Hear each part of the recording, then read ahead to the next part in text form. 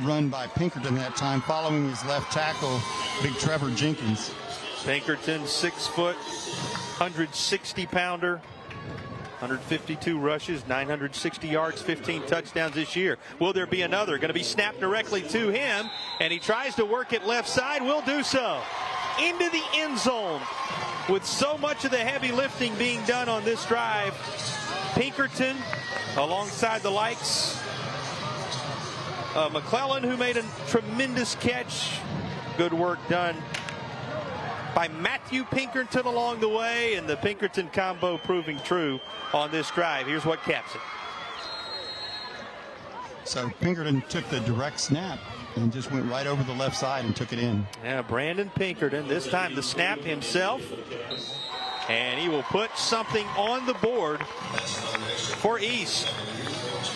The Cavaliers touch it first, march all the way down, convert on 4th down, and post 7 to start this rivalry contest here in Boston, North Carolina.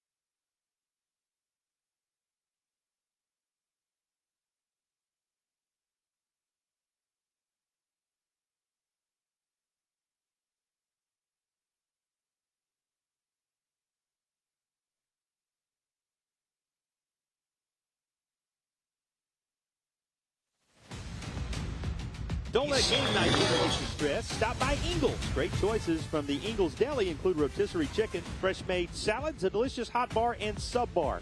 It's dinner and a snap, then off to the game. Ingles. Low prices. Love the savings. Well, from the top floor of Brian Harrell Stadium at East, home team is something to celebrate. They lead at 7-0. How about that drive, Tim? That drive was 82 yards on 5 plays, 4 minutes and 4 seconds, capped off by the Pinkerton touchdown. One of your keys to the game was an early score from East. They have answered the bell and are now set to kick it away for what will be a first touch RS Central style. And it's going to be a short kick as well. A lot of respect for the return men in this game, and neither team opts to kick it deep. This is going to be good field position for the Hilltoppers of RL Central. You were talking field position today. Why in your mind is field position so critical, Tim? Well, last week when they played the 4A school, Porter Ridge, they were just in the hole all night long. And if they can get a little bit of confidence, get a little bit of field position, and get room to operate out there, that will help their cause tremendously. It is there right now for Elmer Littlejohn. Here's a look at the junior QB of the Hilltoppers. We've had this game over at RS. It's a privilege to be here for the first time at East, once again experiencing this rivalry. Got a little testy last night between the JV teams, we're told. Always seems to when these teams get together, because you know so many counting bragging rights are on the line. We get another flag, and this looks as if it's going to be walked off against the home team. Well, boys will be boys. Is that what they say? A little bit of spirited activity, but well, you know, they're friends. They go to McDonald's later on. We're told by those who've been around this rivalry for a long time, a little bit of fire in the belly is not a bad thing. You want that fire to be there. And they do get back together when it counts. This is going to be a nice toss far side, in and out of the hands of the intended target over there, and incomplete. Good coverage, but that good coverage is going to be negated by a difficult decision to jaw a little bit on the backside, somewhat on cue. We talk about how chippy it can get between these two teams. There's the visual evidence. You don't want to see that, and you especially don't want to see it when it costs your team. Take a look at the tremendous coverage here, which turns aside any chance to catch it, but right in front of an official, they're usually not going to let you to continue to jaw quite that long. And here come the flags as they are sorted out by our officiating crew. Well, and the rhythm of this one, so true on that opening drive for East. RS getting ready to go on the march, and they're going to be working from inside East territory at around the 42-yard line once they set the football down. So that's a costly penalty. That was almost where the pass would have been completed. It's a great point, Tim. You do the good work defensively, but because the extracurricular happens on the backside, nothing to show for it. Here's a reverse. Plenty to show for that. And all the way home with the first points of the night on the RS Central side of things. Xavier Cohen, who goes down the far side for the United TD. Both teams came to play tonight, and the Hilltoppers answer right back. Cohen just comes around the side here, takes the ball on the reverse, and then streaks down the sideline on the right side, and there he comes trotting on in. One touch for both teams. United Federal Credit Union touchdowns for both teams. All of our touchdowns tonight sponsored by United Federal Credit Union. And the extra point is true. Goes straight up and through for Reagan Holly, who puts the finishing touches on the RS Central drive. One touch apiece, one score apiece in the county rivalry.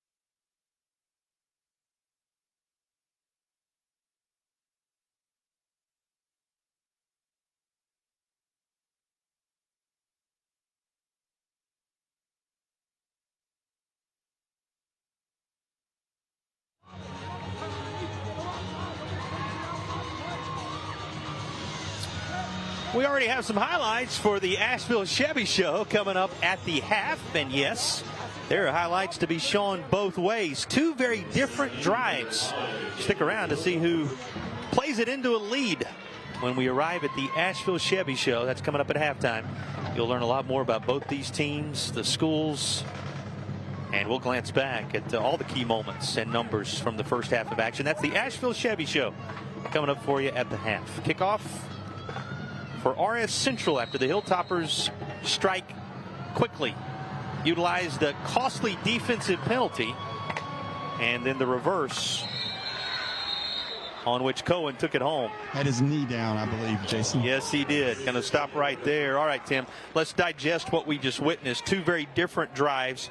You documented earlier 5 plays, 82 yards over 4 minutes on the East drive. Just 2 plays, 62 yards needed. Not even a half minute this time around for RS Central. 23 seconds for Cohen to take the ball on a reverse, 42 yards, streaking down the sideline. Took advantage of the defensive miscue, not necessarily on the coverage, but on the penalty that followed, which set up the yardage, allowing Cohen to do just that. And now these two teams settled in to a 7-7 affair as East goes back to work. Little give off right side. You've seen him before. Another touch by Brandon Pinkerton. And Pinkerton, you have seen Brandon Pinkerton on the ground. You have already seen Matthew Pinkerton, who is the junior wide receiver DB, through the skies. Got a couple of brother connections in this contest tonight. That's one of them that should factor heavily. 2nd down and 8. Where things are standings-wise, Tim, there's a lot more on the line. Oh, yes. Playoff implications, county bragging rights, conference, probably second place in the conference, we think. But there are 2 berths in the playoffs, so a lot on the line. the bragging rights get right up there. Yeah, and then you get to keep playing with some gusto playoff-wise if things go your way.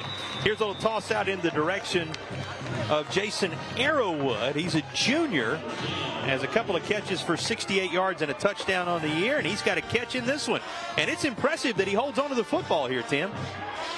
Did a good job turning around, holding on to the ball, and the tackler tried to strip it away, but he held on tight. He's just short of the first down, so a 4th and 1 coming. Remember, rolled a 4th down conversion into a touchdown earlier and will convert on the second time as well. This was in more precarious footing from a field position standpoint. That would have been a tough turnover for East. They are able to convert, and a couple of 4th down tries have gone their way thus far. Yeah, down at the 35-yard line, you got to think, man, who do we give it to? Well, no question about it, number 21. He carries the mail. That's a lot of confidence. It's one thing when they went for it on 4th down in the red zone and then ultimately scored the TD. It's another thing to have the confidence when you're in your own territory. And at the 35, he moves the chains out to the 39-yard line. And we get a stoppage as they talk things over on the far side. There's those chains being moved, and looks like maybe they got the chains tangled up a little bit, or something going on over there. The stick got twisted. Fans now getting involved in it a little bit now. Well, we could say this about these two schools. The rivalry goes back. It has bowled over on more than one occasion. And you see very demonstrative communication taking place from those on both sides. And Bojangles Friday Night Rivals is the title of the broadcast. Not every Friday night do we have one of those sometimes bitter but always consequential county type rivalries. Tonight we have one of those. That is the title of this game as well, between RS Central and East, and you're right, tonight lives up to that designation, and you can see it here. One thing you could say about these two communities as they sort this out, Tim, we have seen this county, maybe as much as any county in western North Carolina in recent days, rally around one another, come together through the adversity and the challenges they have faced that are out of everyone's control. But we're told by folks on all sides of this rivalry that when they get together on a Friday night, that community spirit is laid aside, and it is a brutal go for broke, we want the win approach. On Friday night, they'll get back together on Saturday and Sunday and work together once more. Two sides of the field on Friday night, not one community, but more than one community. Plenty of pride related to the way this community has come together of late. But in these moments, they are battling it out for football supremacy. And it has already bubbled over on more than one occasion here in the first period.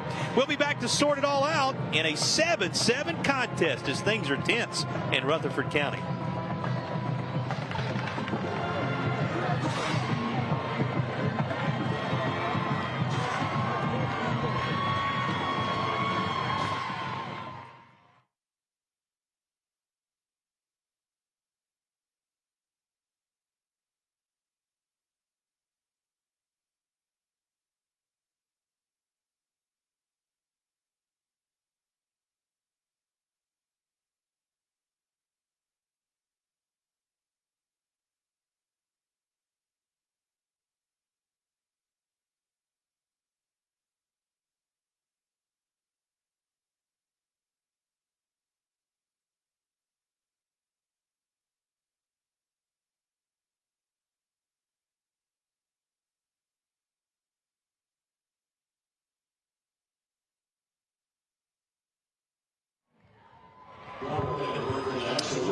Well, just about ready to return to what's happening on the gridiron. 39-yard line, a 1st and 10 once they ultimately get the chain set here. As East goes back to work in a tie football game. Glad you've chosen to join us for this Rutherford County rivalry.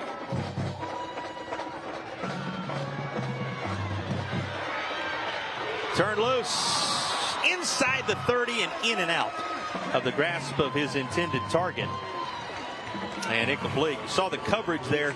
Cohen looks familiar. He should. He had the touchdown run for RS Central earlier. He was on the coverage here, but boy, was there enough separation to complete that Goolsby just couldn't quite reel it in. Just off the fingertips. Needed a little bit more stickum on his gloves. And you should expect he's going to be a big part of things before it's all over with. Goolsby, one of the seniors, has 18 catches, 287 yards, and 3 touchdowns on the year to this point. He will factor in before all is said and done, one would think. Across the 40, up to the 43-yard line. Big guys up front trying to make some room. You know, Jason, I'm really impressed with Brandon Pinkerton, the way he runs. He's not a big guy, 6 feet, 160 pounds, and he looks so slim, but he just knifes through the line. Already has a touchdown to his credit in this contest on a direct snap, which capped the opening drive of the game for East. You know, you get plenty of credit right now also to the way Flynn is handling things, Tim. That's the second time he has been able to use a hard count, draw him off sides, and run the percentages a little higher for his offense on a third down that's now manageable. And it takes a lot of discipline on your line, your offensive line, to just sit there on a hard count. More than one occasion, they've set up a doable scenario. This one on a third and a long one. They need the 49. Guess who? Into Hilltoppers territory at the 46. More than enough to move the chains. Pinkerton again. Just an impressive runner. He can get yardage on the outside, he can get yardage up the middle.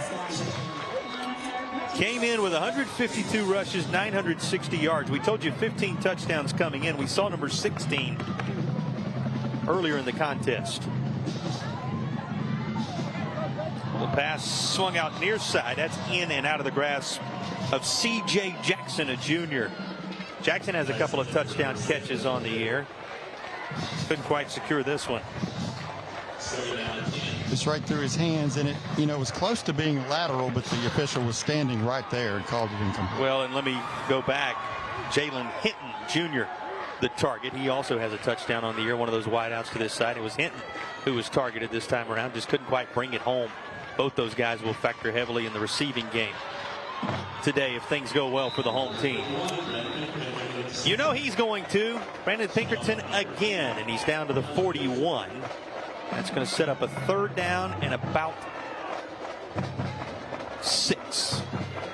Under 4 minutes to play in what's been a rapidly passing opening period. Here at the Jungle, you see it on their jerseys. You've seen it in some of the signage. Welcome to the Jungle approach for this Cavaliers team. A lot of energy in the yard tonight. There's about to be a whole lot more energy in this facility. And that's because down the far side and able to take it home for the TD is McClellan. Blake McClellan had a big catch earlier. This is his first touchdown catch of the night. A united TD for McClellan and East. Cavaliers sending notice they came to play. That's his 6th touchdown on the season. And he has an offer on the table from Brevard College. Yeah, 22 catches, a 1 touchdown through the air prior to this. And you said it, 6 total, 5 of those on the ground as a result of 21 rushes this season. So he's a dual weapon. On the backside of his touchdown, the extra point will be no good. But here's the moment that put the Cavaliers back out front to the delight of the home fans. It's a 13-7 East lead.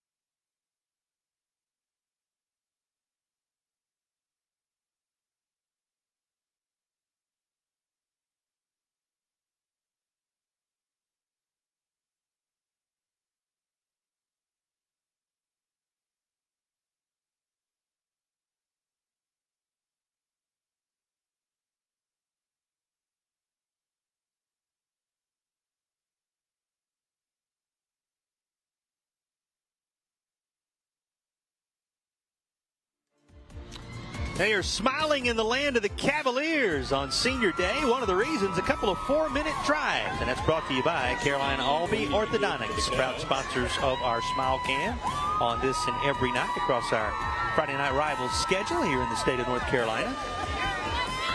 2 4-minute drives. That one of the 75-yard variety takes a 7-7 game, makes it a 13-7 contest. What stands out from that drive, Tim? Well, you've got to look at the 41-yard pass reception by McClellan. He just took it on the sideline and really beat the defender down the left side. Took it to the house. Blake McClellan with a receiving touchdown to go alongside of the direct snap rushing touchdown of Pinkerton, which capped the other of the 4-minute drives. And it's put the home team out front. Little end-over-end kick that's going to be fair caught at the 33. Suffice it to say, from what we've seen already, opportunity is going to be few and far between for the return men tonight. A lot of respect in that department. Yeah, you know, you see that a lot these days, though. When you've got guys that can break it open, they'll just kick a pooch kick, an onside type kick. And a lot of respect for these guys as well. You took a look at the offensive alignment for RS Central. We're still passing your direction. That's because the RS Central touch of the football was 2 plays, 62 yards, 23 seconds. So this is going to be the first extended drive, if it is one, for the visiting Hilltoppers. Who do you highlight on the offensive side of the ball? Obviously, beyond the individuals like Cohen and Littlejohn, who we have seen already, Tim. Well, we've got Reagan Holly. He's a great receiver. 11 receptions, 5 touchdowns on the season. He's also the punter and the kicker. Yep. Good all-around athlete. Handled the extra point just a moment ago. This is going to pop up out of the grasp of Littlejohn. He did a nice job to try to make it manageable, but too many black jerseys there alongside, and it is going to be straight taken away by Jason Atwood. How about this? Comes right in there and snatches it aside after the difficult snap. Just like a high snap, and he was looking at the defender coming at him before he secured the ball. Littlejohn was. The junior, Jason, they announce him J.J. Arrowwood, able to roll in there and take it away for the home team. And here is East now trying to create some separation. This is going to be kept on the ground. We said, guess who? Here he goes again. Another tremendous rush right down to the doorstep by Brandon Pinkerton.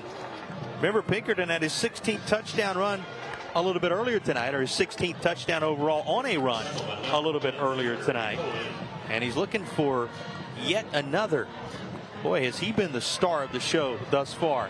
Sets up the First Bank red zone opportunity here. They go right back his direction. Powell moving with him, and he's back into the end zone. Second rushing touchdown for Pinkerton, and the junior running back has 17 of them on the ground this season to lead the way for an East Rutherford team now out front 19-7. United touchdown just that quickly off of the First Bank red zone opportunity. Created by Pinkerton, capped off by Pinkerton. As you might expect, East is lined up to go for 2. Try to get to that magic number of 21. And it is out of the grasp of the intended target. It's who you might have expected. Pinkerton they were trying to toss it to, but it's incomplete. Well, a first quick strike type drive for East, and for the Cavaliers it comes off of the costly turnover. They capitalize. And we were talking to the coach a little bit earlier.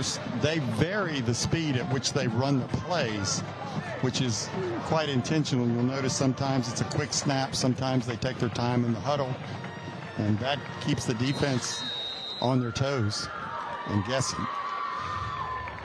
Well, 2 4-minute drives are the result of it initially, and then a quick strike after the miscue on the snap for RS, and suddenly the Hilltoppers find themselves in an early hole here. You know, 4th-year head coach Phil Russ and his staff are loving it. You know, several folks stopping by and telling us tonight about the culture that he has created here. You got to remember, this was a program that just a few short years ago was JV only for a campaign. He has come in. He talked in the pregame about how the environment was important to him, the laying down of a new track, the creation of the student, the intimidation of the student section, just the look and feel and the colors everywhere. Well, beyond the look and feel, the X's and O's have been pretty good as well, and his team finds themselves out front 19-7. Hard to put into words the difference that he and his staff have made in such a short period of time here. And you know, we could tell just by talking to him earlier today that he's a student first kind of guy, a people first kind of guy, and then the X's and O's come later, but he's done a good job on both sides. Well, and not just a football guy. We're told he was quite a baseball player, southpaw, right, for the Cherryville Legion Post team that ended up winning the state championship. Of course, he went on. Football, the marquee sport for him. Diamond Catawba circling right back here. And he has his Cavaliers in business to get things rolling. Here's a look at his defensive alignment. Here's how they'll line up for Coach Rush and company on the defensive side. The Bojangles starting lineup for East on the defensive side. Well, you know, Jason Arrowwood, 52 total tackles, fourth in the conference. Zaylon Watkins committed to Gardner Webb. And Blake McClellan, we've talked about him before on the offensive side, 43 tackles on the season. Saw Matt Pinkerton's name again there too. Called his name on the offensive side as well, but it was Arrowwood's takeaway on that snap just a bit ago, which set up the most recent touchdown. So he's a primetime performer already in this one. Plenty of push from that front on the east side of things. Nothing doing for the Hilltoppers here. Third down coming. Of course, on the opposite side, it is a new staff with the play calling responsibilities. Jim Ryan in his first year, you heard from him in the pregame as well. He's trying to create a culture for working his way to RS Central, just laying the foundational pieces of what is the new era for the Hilltoppers. His crew facing a third down here. And that was going to be taken away and taken home, but the play was blown dead just before the toss. One thing on the mind of Landy Goolsby here, as he was thinking pick six. Here's the call. Offsides against the defense. Wouldn't have mattered anyway.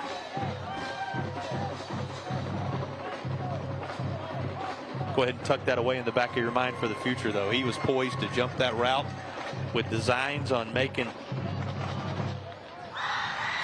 another six happen up on the board and run the deficit a little deeper for this RS Central team. Just looking for their sea legs right now in a tough environment on the road in a county rivalry scenario. You know, Goolsby's the guy they've been kicking away from on kickoffs all night. He's got a touchdown on a kickoff return earlier, so you know he's got the speed. Yeah, he's still, whatever he's on, offense, defense, special teams, a ball hawk in many ways, looking for an opportunity on the far side. Football on the turf again, scooped up. And scooped up on cue by Goolsby, who comes out of there letting everybody in the yard know, yes, he's touching the football after all. They're going to pay us to talk about certain players, Jason, I'm afraid. And if it continues, take a look at this. He just lost the handle on it. It wasn't really script. And Goolsby had the goal line in his sights. Perhaps the fastest guy on the field, the first one there. And Goolsby has the takeaway after all. Almost had the pick a moment ago. Instead, comes away with the scoop of the loose football. And East Rutherford seeing everything go their way right now. This is the second time we have seen this rivalry bubble over a little bit, as there was further conversation beyond the takeaway over on the far side of the field in front of the RS Central bench. You think there is not a little extra in the minds and hearts of these players on a night like this? One, getting back to football. Two, you got all the seniors involved. Then you mix what this rivalry has been over the years into that. And, you know, in this county, they're so often talking about it down at Smith Drug over in Forest City. They're bragging rights, playoff incentives. Or in the case of the other side, they're going to the shake shop to discuss it when it's all over with. They're going to have a lot to talk about tomorrow, wherever they find the outcome and locations to celebrate. And the fans are talking with that sign about winning the title 27 times in 42 years. That's a lot of conversations between these two programs and all the schools in this county when you talk about those locations to go and discuss it. Already plenty to talk about in this one. You know, you're right, Tim. The numbers speak for themselves and the signage to prove it on this night. Taken away once more by East. Cavaliers have it inside the final minute of an opening quarter that, after it was 7 apiece, has seen the Cavaliers take the reins and pull out the Sabres. And they were giving away Sabres coming in to the stadium tonight. I noticed you got a souvenir, one of those red Sabres, and I brought you one to remember the moment. Much appreciated. Take a look at this trickery.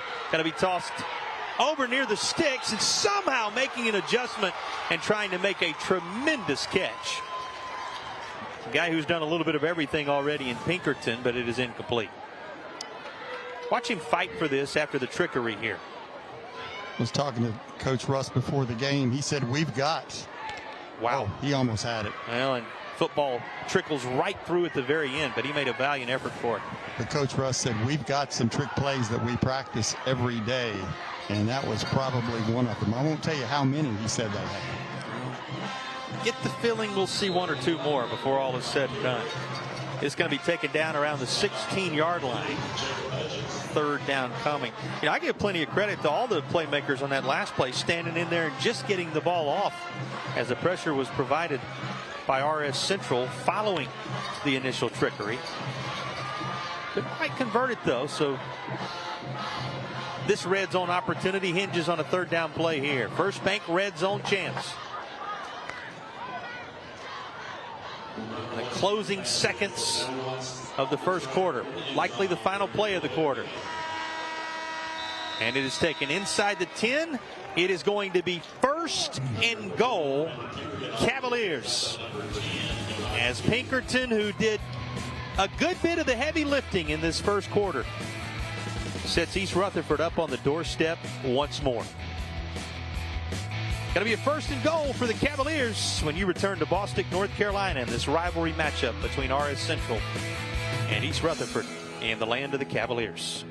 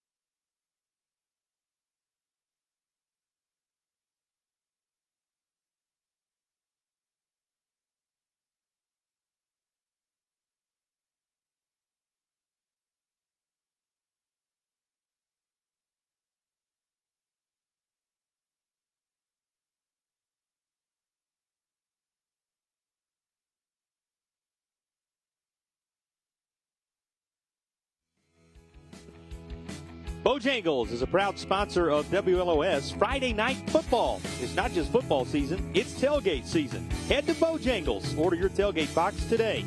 It's not a tailgate without Bojangles, proud sponsors of WLOS Friday night football. It's bow time.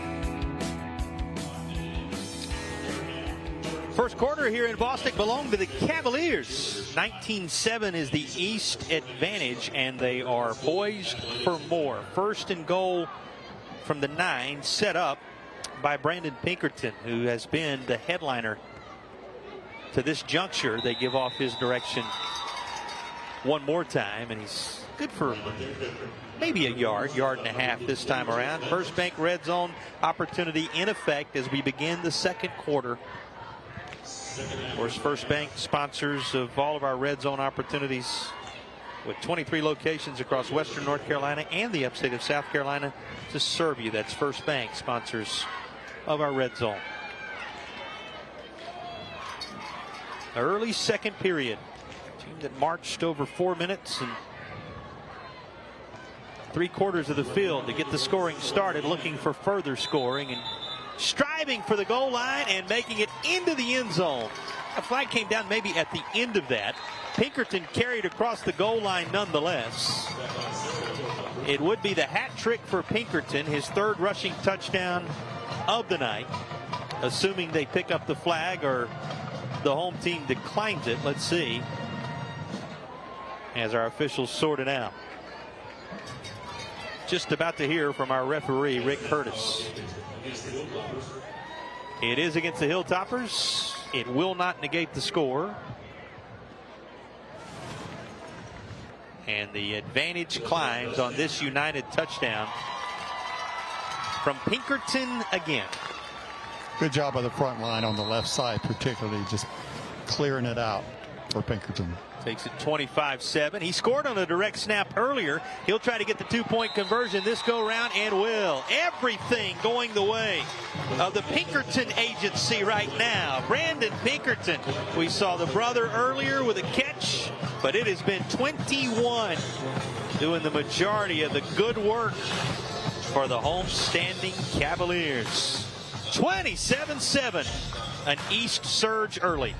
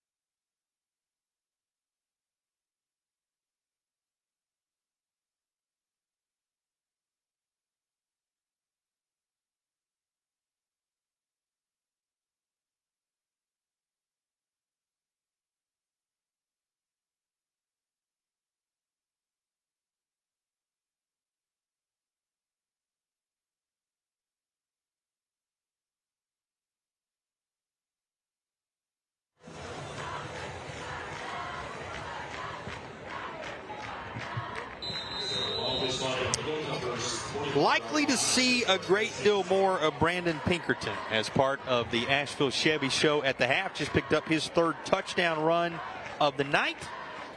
His 3rd touchdown of the night, and the 2-point conversion he was able to convert on the snap his direction following, running the score to 27-7. You'll see that and a whole lot more, all part of the Asheville Chevy Show, coming up at the half from right here at East Rutherford High. Well, clearing the end zones. It's been tough to clear the end zones when East has had the football thus far. They've been in the end zone. Have found it. A couple of 4-minute drives and then a couple of quick strike capabilities as well among the 4 touchdowns scored by the Cavaliers thus far. A variety of different ways. You know, you talked about the importance of East scoring early, Tim, as part of your keys to the game. They have scored early and they have scored often in this one.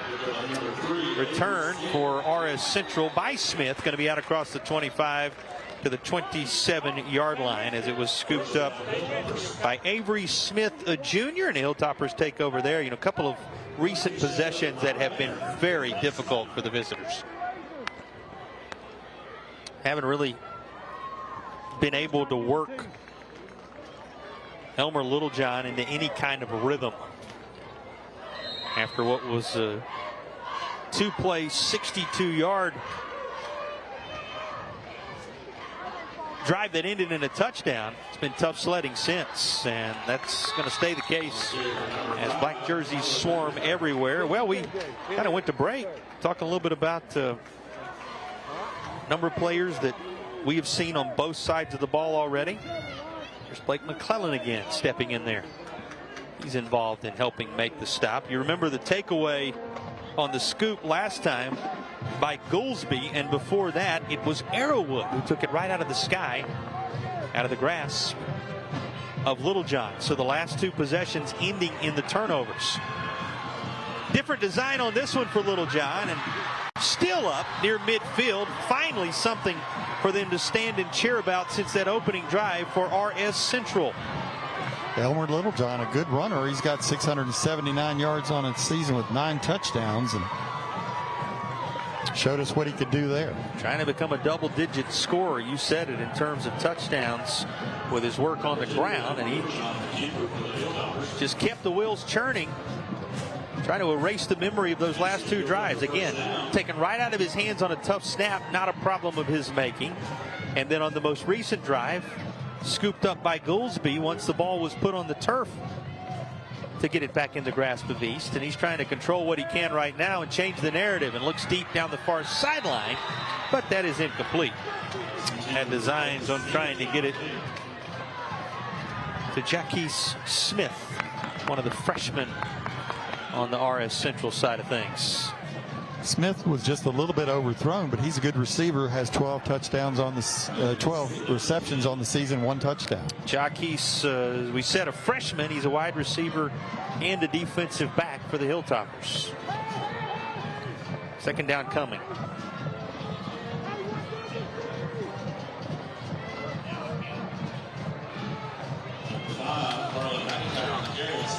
McIntyre over the left side. He's back just beyond the original line of scrimmage. It's going to be 3rd down and some work to do.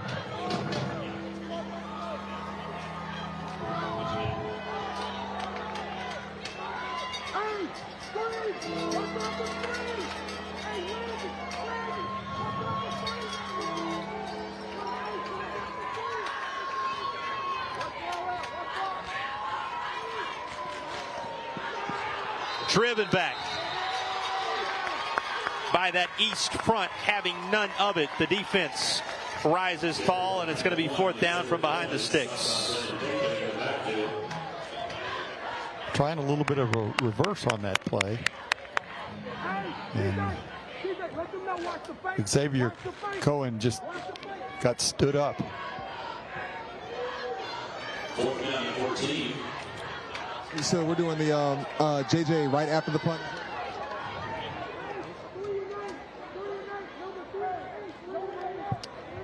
Hilltoppers set to kick it away as the Cavaliers are set to get the football back here.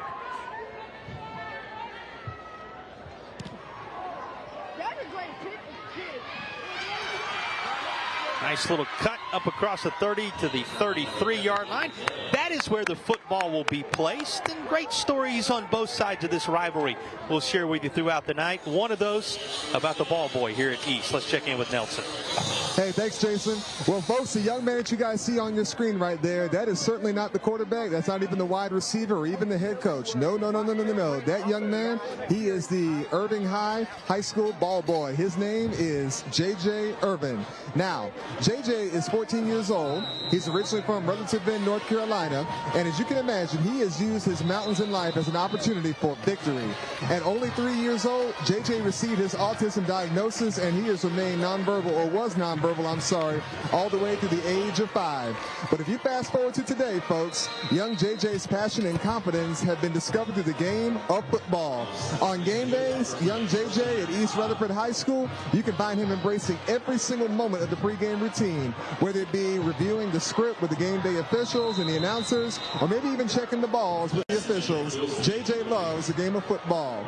Now, J.J.'s favorite hobbies include analyzing football games and collecting football cards.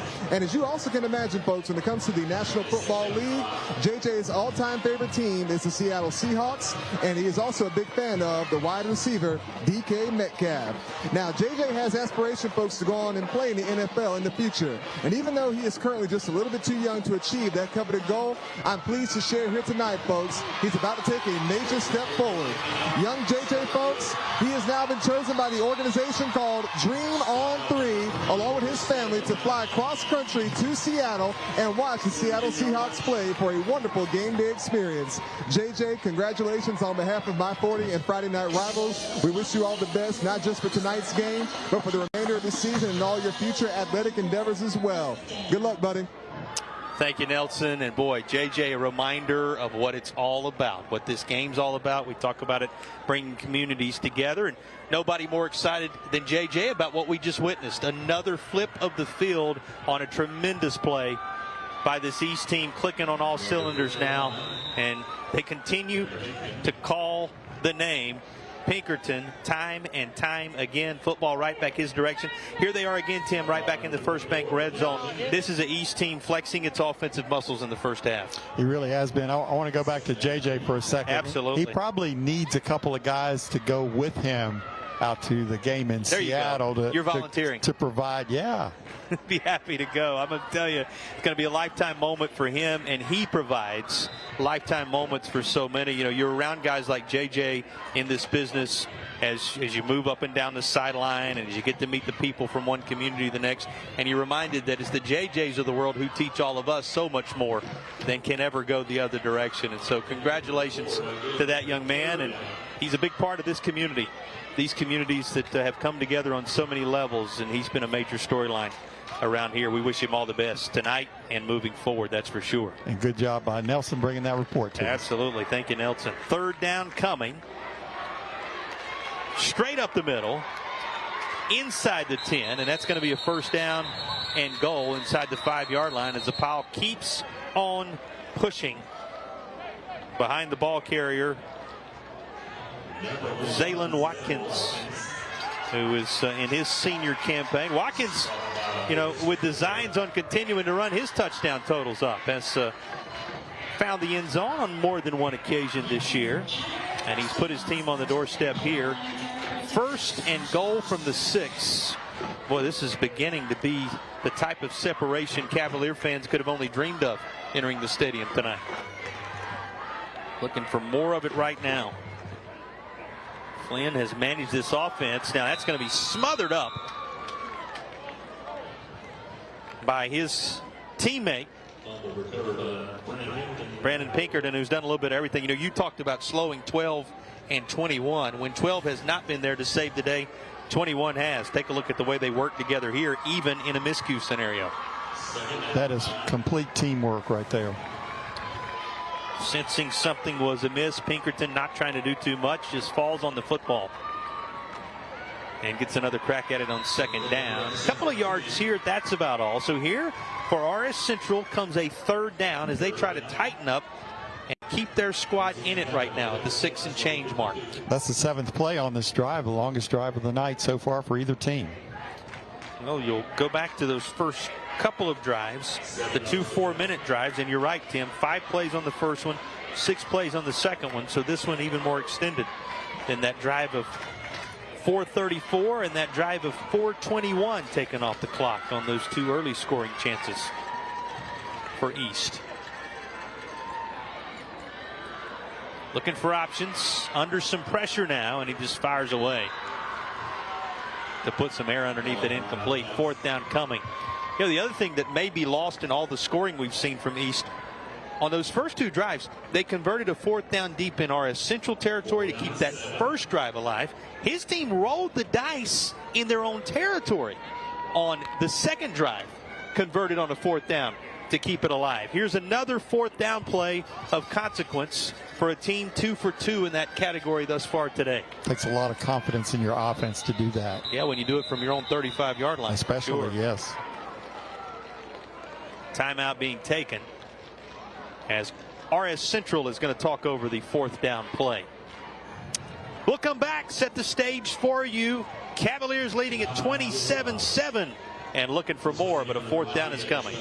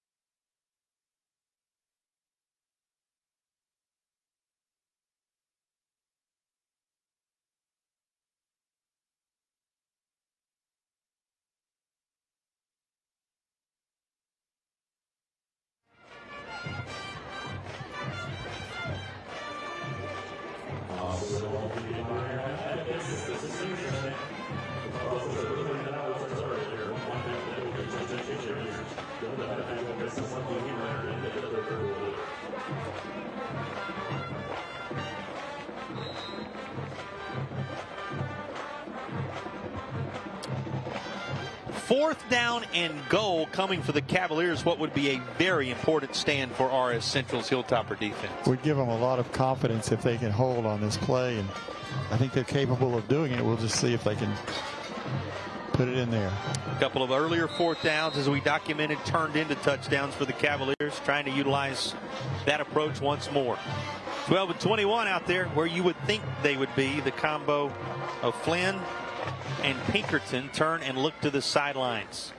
Is fresh off a timeout called by RS Central with 5:28 to play in the half to get the defensive alignment set. Too much underneath it for the under receiver, but it's right in the grasp beyond the goal line of who else but another Pinkerton.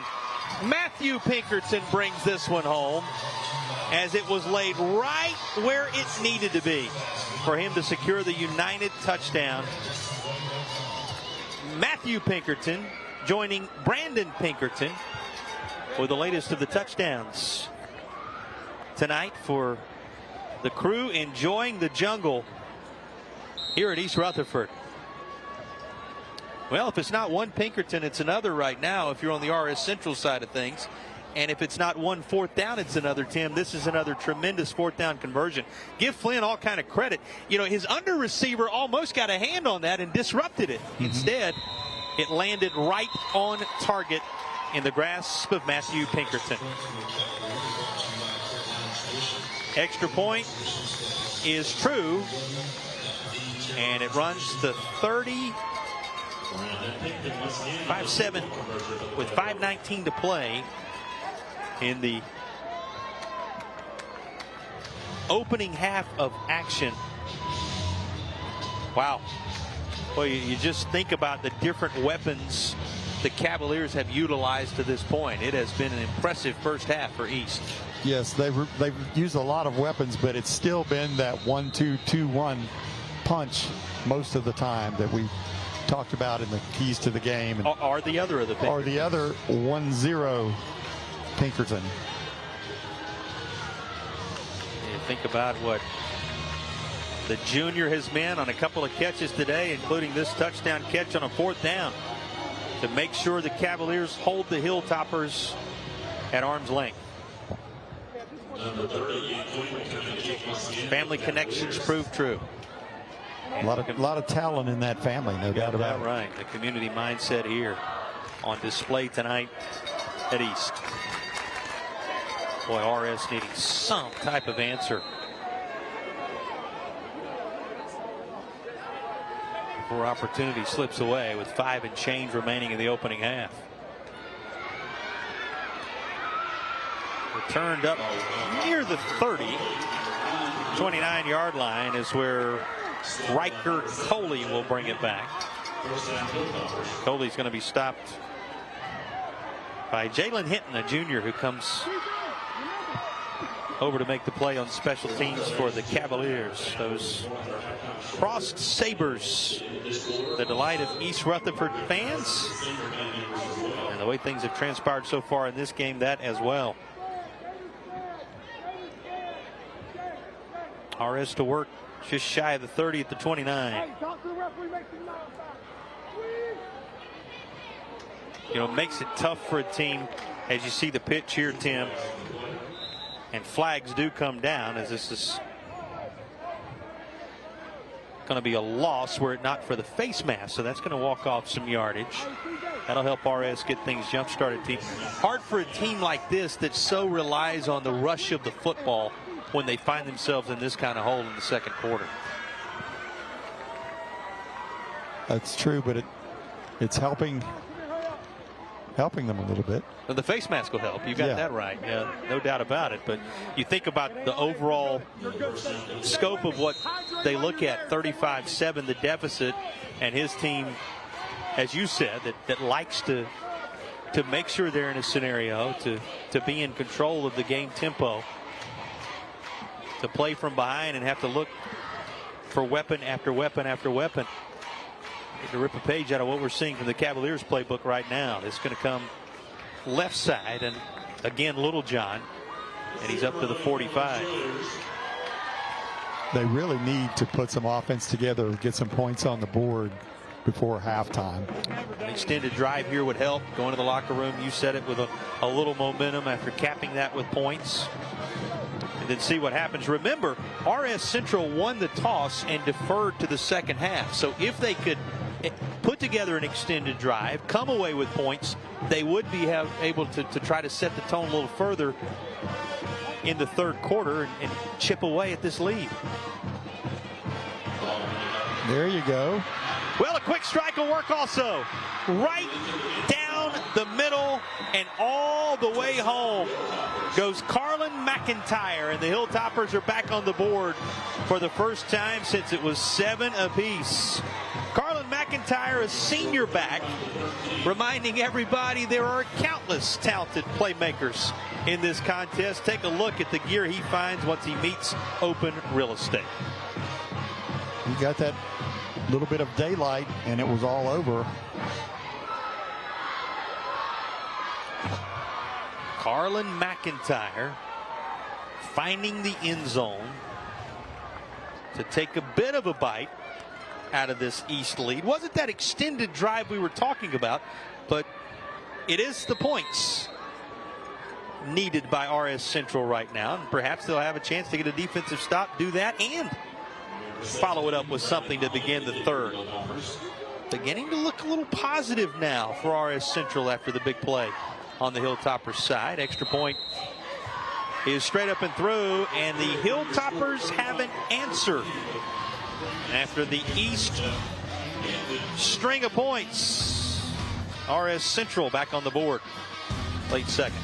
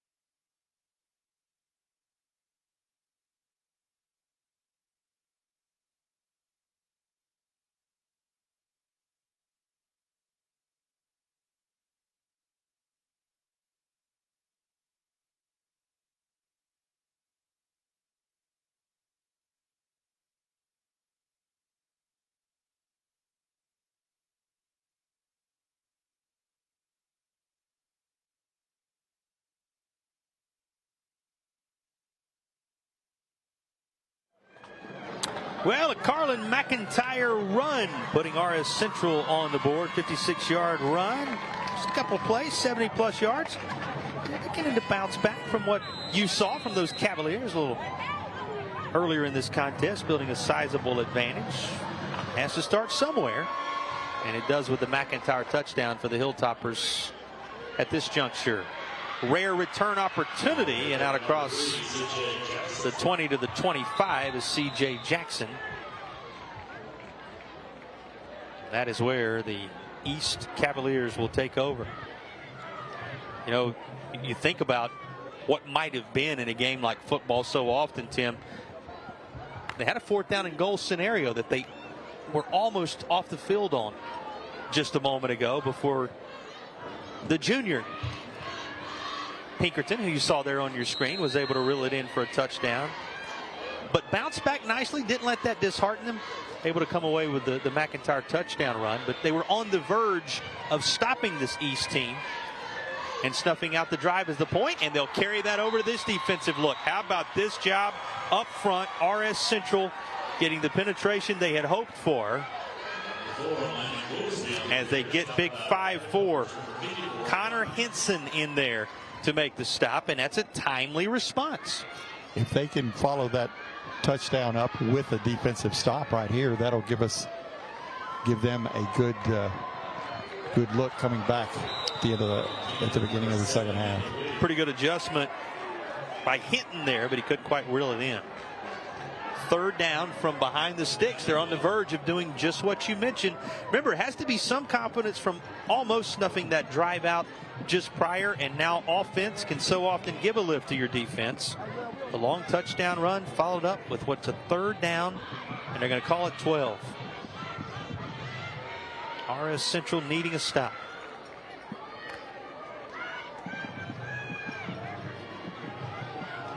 Now that scenario doesn't seem so far-fetched. This is caught, but it's underneath, and it's going to be 4th and about 6, as that is well shy of the first down. You know, some may have rolled their eyes a bit when we said, well, after that quick strike, if they can get a stop, get the ball back, they're going to have the back-to-back possessions at the end of the half and at the start of the third quarter with an even more sizable chunk they can take out of this lead. They obviously don't have our experience, Jason. That now is reality.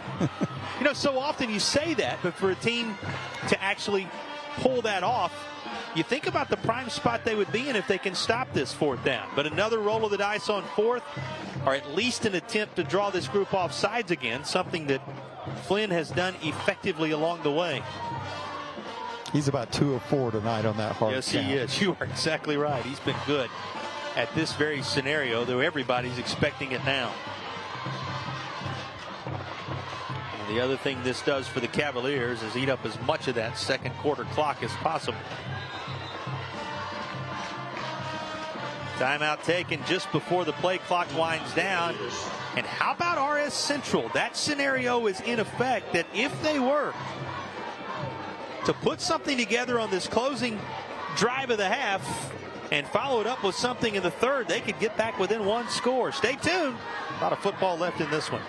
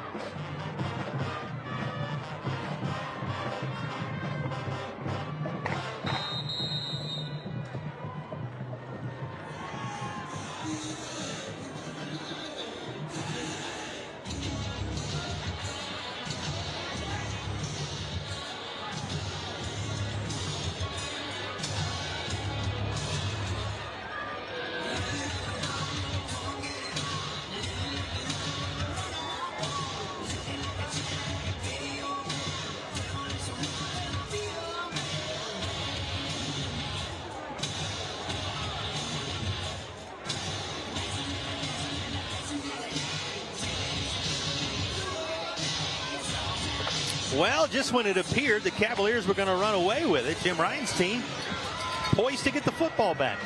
Whatever happens here, 2:05 away from the Asheville Chevy Show at the half. You'll learn a lot more about both these teams. We'll recap this first half for you, all part of the Asheville Chevy Show at the half. His team getting a score after they gave up the touchdown on 4th down the last go-round.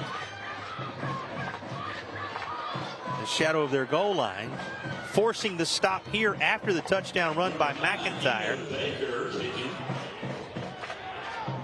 Becker puts a foot into this, and it's going to be a friendly roll for RS Central, which means the Hilltoppers will start on the Cavaliers side of the 50.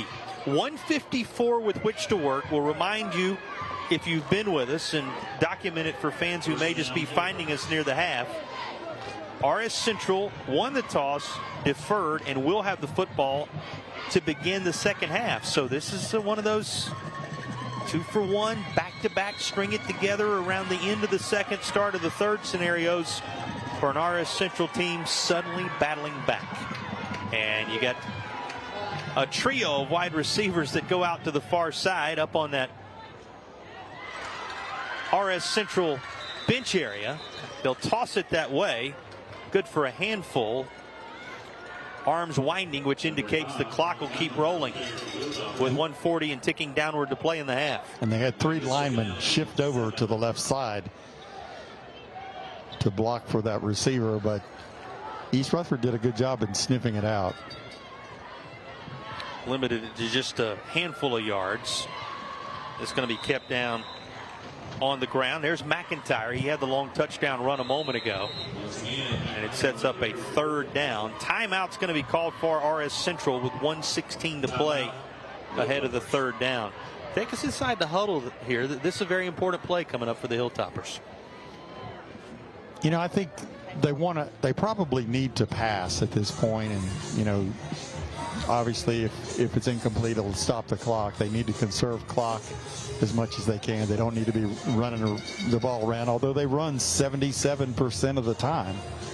But they do have some talented receivers and a talented quarterback who can throw the ball. I'll look for the pass this time, Jason. Yeah, the scoreboard says a couple of timeouts left, but memory serves, we saw a timeout taken down on the other end of the field when they were trying to set up their defensive alignment on the 4th downs earlier. One taken here at the 1:16 mark left to play. And RS with the football on the 42-yard line. Boy, such a consequential play call right here for the visitors. Definitely in 4-down territory this time. Yeah. And with the time on the clock, regardless of what the ultimate timeout scenario is, plenty of time to run a handful more here. Will be kept on the ground. Going to be Littlejohn lunging forward near the marker. Part of the bread and butter for this RS team, trying to make sure they utilize one of the best plays in the playbook to get near the marker. And it's going to be 4th down and about short. Timeout is going to be called as they get ready to spot the football. Well, one official indicated 1st down, and it appears as if all officials now going to indicate 1st down. So a nice spot for RS Central. That will mean a fresh set of downs, and the clock ticks under a minute to play in the half. Littlejohn can ill afford a sack here, and he'll take one. Heavy pursuit by East, and he is swallowed up by this Cavalier defense. 5 guys chasing him around in the backfield. Big 5'6", one of those on the scene for East, and take a look at his good work as the sack is secured by Trevor Jenkins, a senior. Boy, and that ate up so much clock. Inside a half minute now. You see Jenkins celebrate it. Tried to set something up underneath on a screen. Intended for Smith. It was not to be. There is a flag down. Roughing the passer. Yeah, that's going to not only stop things for a moment here at the 16-second mark, it's also going to put RS Central in striking distance. So here is, after the penalty, a golden opportunity for them, Tim.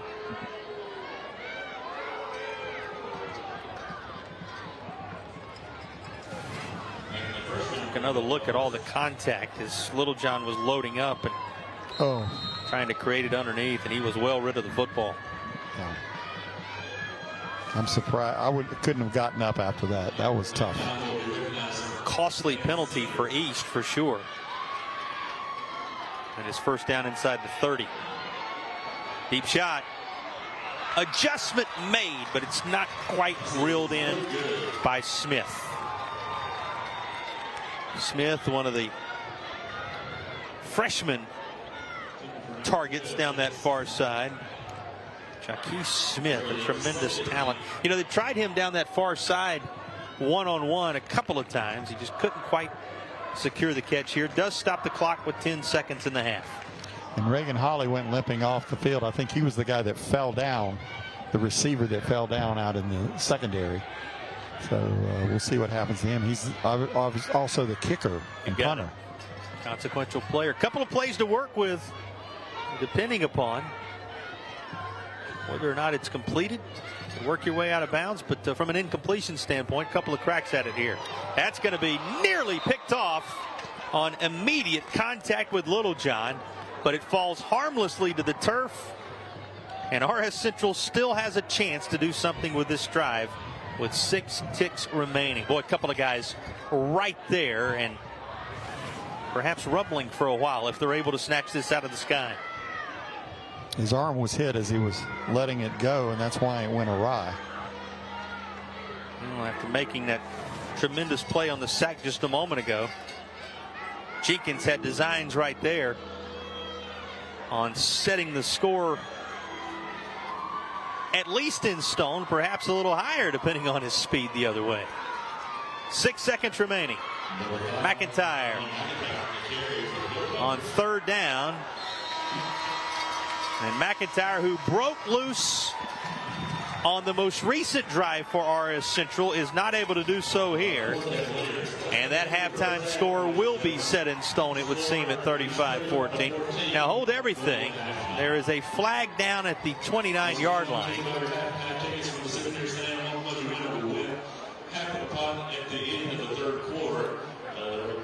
And our coaches, well, at least one set of coaches, sending the players to the locker room nonetheless.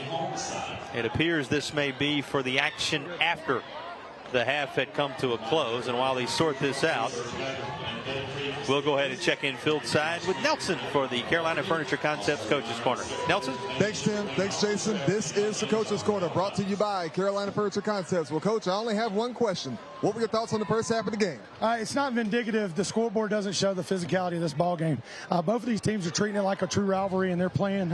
We just ain't making enough plays on defense for us right now. Offensively, he's operating on high tempo, and we just got to be able to answer that on the defensive side in the second half. All right, Coach. Good luck to you, your boys, in the second half of the game. Thank you, sir. All righty. Tim, Jason, back to you guys. Thank you, Nelson, and we thank Coach for stopping by and visiting with us. Well, he told you things are going real well offensively. The Pinkerton's a big part of that. Brandon Pinkerton, a trio of touchdowns to his credit, all helps build a 35-14 lead for the home team at the break.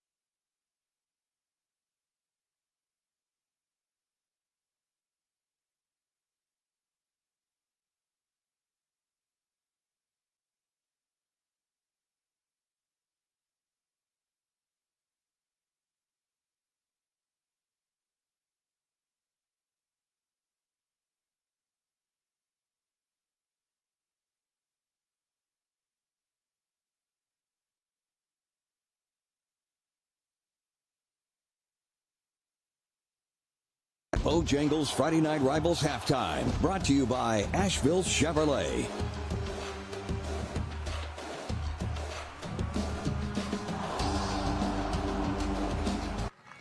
Welcome back to Friday Night Rivals here on the Asheville Chevrolet Halftime Show. Well, folks, joining us this evening are the proud and long-standing sponsors with the aforementioned Asheville Chevrolet, Bobby Roussel and Joey Roussel. The Roussel men, it has been far, far too long. How you guys doing tonight? Doing great. Doing real nice. Now, you know, no great halftime show is complete without the Bobby Roussel first half assessment. So without further ado, fire away. The Cavaliers are doing a great job, really tearing it up. But I think they're going to come back. The Hilltoppers are going to come back and play a little football in the second half. So we might have us a good game in the second half. Might have a good game. I like your assessment. Joey, you want to add to that? Not much to add. There's a lot of offense. It's great. It's good to watch. It's good to be back and see some good football. And speaking of being back, we haven't seen you guys in over a month now, so you know I have to ask you, how's business over at Asheville Chevy right now? Business has been great. You know, with Asheville, we're just trying to get back to everything together to normal. Now, what's to say here about a good rebate you guys have going on throughout the course of November? What's that all about? So right now we got some really good rebates. Military appreciation came out. And we also have some disaster relief to help out with those folks that might have lost their vehicle with the current events with Helene. But great vehicles, some great rebates right now, and we've got a lot of inventory. So come check us out. That sounds excellent. Now, what about throughout the remainder of the year? What's going on in December as well? Any other specials going on? We got the red tag sale going all the way through the end of December. Excellent. I like that. Now, gentlemen, if somebody want to stop by, say, first thing tomorrow morning, what are y'all's days and times of operation? Where all can we find you? At 205 Smoky Park Highway, and we open at 8:30 in the morning till 5:30 in the evening. Sound like solid businessmen. I like that. Well, gentlemen, as always, on behalf of My 40 and Friday Night Rivals, thank y'all so much for y'all's long-standing and proud and, of course, robust support of high school athletics. We couldn't do it without you guys. We really are happy to sponsor y'all. All right. We'll be back in just a moment, folks.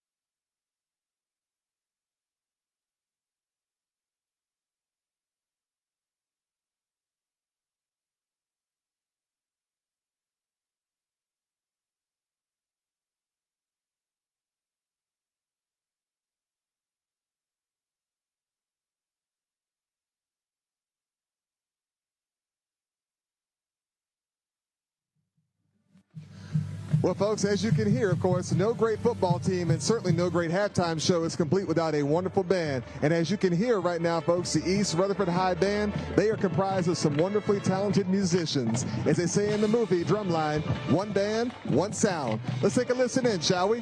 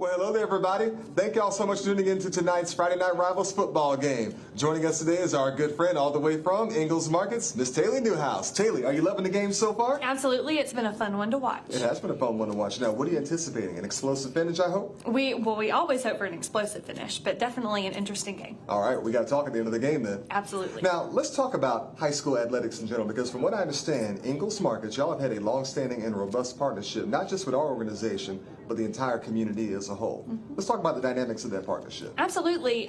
We kind of gravitate towards athletics because we feel like it's a great way to reach our communities, but we're with these kids all the way from that first day of elementary school all the way through college. So we're really following them, but athletics is a good way to bring it all together because everyone loves a Friday night football game. They do indeed, including you and I. That's Absolutely. Right. So it sounds like you guys really do bridge that link between academics and athletics. Am I correct to assume that? Yes, definitely. We're there to support children through their entire educational experience. Speaking of supporting children, y'all have people who come into y'all stores and end up working for y'all, people who you go to church with. I mean, this really is a tight-knit community. Is that right? Absolutely. Ingalls is a beacon in all of our communities, and we love to get people in and out of the store, especially these kids that are working at our stores, our athletes and students in the schools that we support as well. That's indeed right. Well, Haley, you know what time it is. It's time to get back to some football. All right, let's do it. Let's do it. We'll see you guys next time on Friday Night Rivals.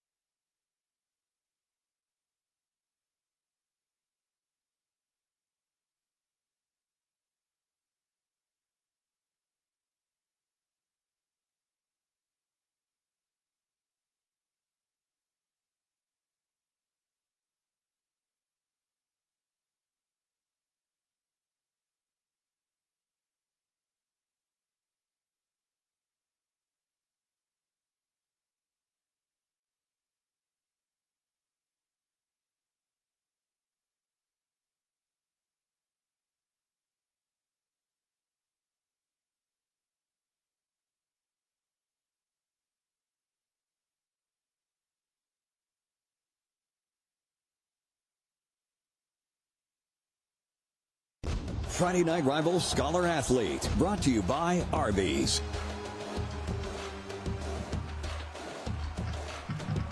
Welcome back to Friday Night Rivals here on the Asheville Chevrolet Halftime Show. Well, folks, throughout the course of the Friday Night Rivals season, we're going to interview an array of Arby's Scholar Athlete winners here on this show. These Arby's Scholar Athlete winners are eligible to receive a $5,000 scholarship. Tonight, we are joined by the Arby's Scholar Athlete winner from RS Central High School, Jace Gibbon. Jace, my man, welcome to the show. Thank you. How are you doing tonight? I'm pretty good. How about yourself? Doing all right. All right. Now, you're a football player, so you know I got to ask you, what are your thoughts on the game so far? We've made a few mistakes, cleaning up the simple stuff, and we'll be back in this game. I got you. Now, you're also a baseball star, too. Is that right? Yes, sir. I do play baseball. Okay. How long have you played, and what position do you play? I've played since I was 5 years old, and I'm a shortstop and third baseman. Nice. Now, what are some of your accomplishments within the sport of baseball? I've been to nationals. Nice. We finished third in nationals when I was 10 or 12. 10 to 12, we finished nationals. I got you. All conference and all county in baseball sophomore year. So you're truly a superstar. I like that. Now, you're also an academic sensation, too. Mr. 4.4 GPA, Mr. I'm in the top 5 in my class, National Honor Society, and Beta Club. Yes, My sir. question to you is simple. What is the secret to academic success? Doing your work, staying involved in the classroom, go find teachers. As long as you're willing to ask for help, they're willing to give help. That's where I found my success. I respect that. Now, you're also pretty involved in the community as well. Is that right? Yes, sir, I am. Tell me about that. So around the community, I do a lot of trash cleanup. During Hurricane Helene, my family and I took our equipment, our heavy machinery that we have, and went around and helped clean up. And then I served as a page for Speaker Moore this summer in the House of Representatives. Very noble work. And very briefly, what are some of your post-high school plans?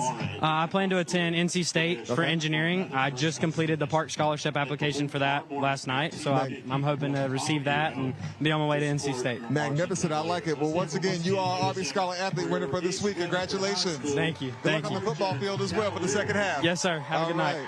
Arby's, we have the meats. We'll be back in just a moment, folks.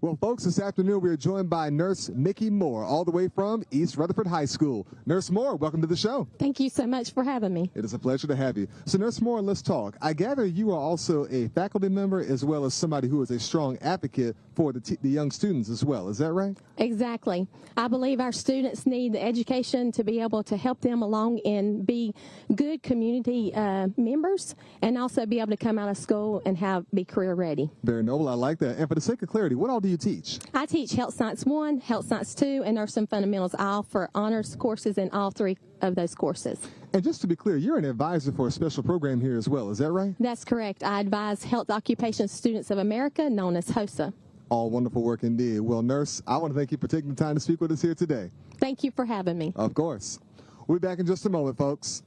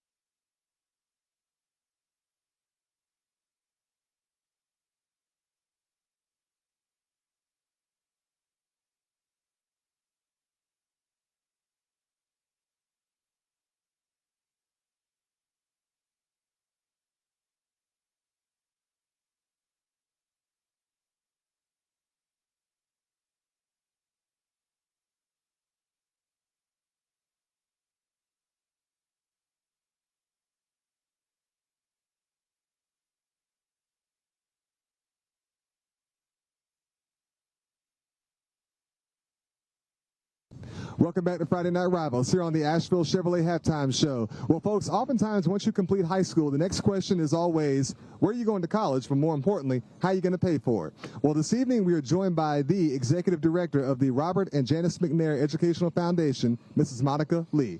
Mrs. Lee, welcome to the show. Thank you for having me. It is a pleasure. Now, for the sake of clarity, who exactly are Robert and Janice McNair, and what can you tell me about this foundation? Sure. Robert and Janice McNair are the owners of the Houston Texans, or Mr. McNair, the late Mr. McNair was an owner of the Houston Texans. He actually was a founder. But Mr. McNair grew up in Rutherford County, and so he went to high school at Cool Springs High School, which later became East Rutherford High School, and he decided to give back to help students prepare for their future. Speaking of give back, let's talk about y'all's illustrious scholarship. Okay.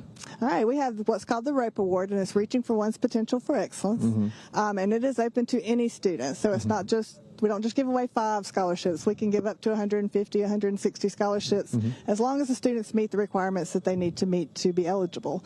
And it gives them up to $8,000 for their 4 years of school, so they can get $2,000 a year for as long as they're enrolled in college after high school. And it also is for any type of college, so it may be for their associate's degree, it may be for a bachelor's degree, or they can even use it for a master's degree if they have time within those 4 years. Very insightful indeed. Well, Mrs. Lee, I want to thank you for taking the time to speak with us here today. All right, thank you very much. All right. We'll be back in just a moment, folks. That was quick. Bojangles Friday Night Rivals Halftime, brought to you by Asheville Chevrolet.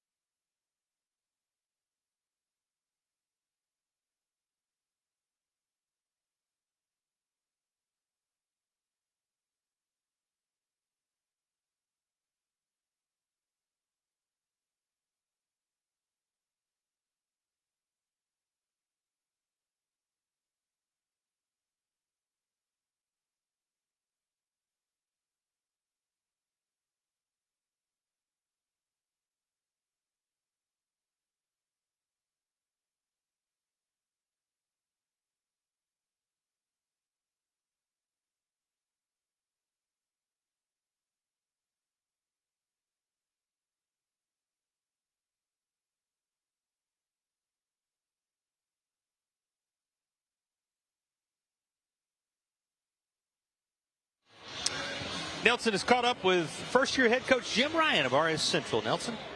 Thanks, Tim. Thanks, Jason. This is the Coach's Corner, brought to you by Carolina Furniture Concepts. Well, Coach, I do have a dual question for you. What were your thoughts on the first half of the game, but more importantly, what was the message to the boys in the locker room just now? Right. Well, that was about the worst half of coaching and playing that we've had all year in the first half. And we're way better than that.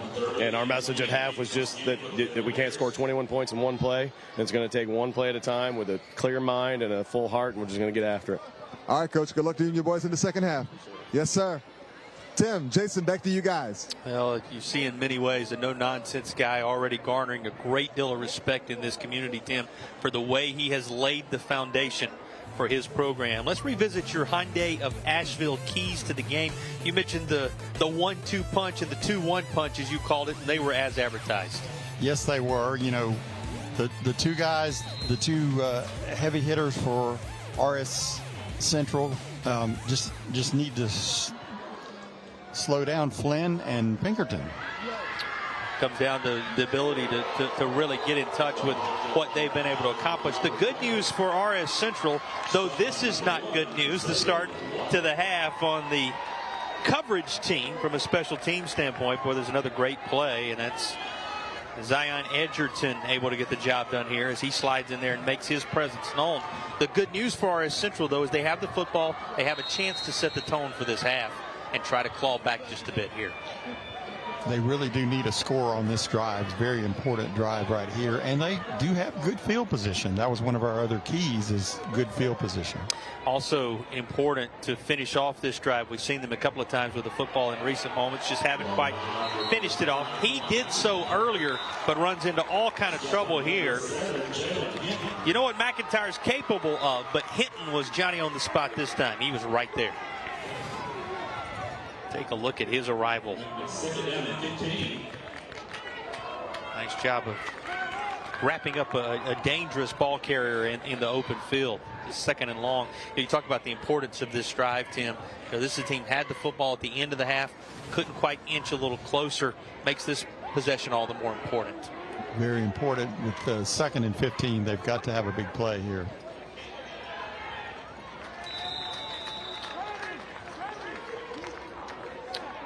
It's going to be carried up near the 45-yard line. It's going to be third down from behind the sticks. What can you say about what we've seen from Elmer Littlejohn so far? He's had flashes from time to time.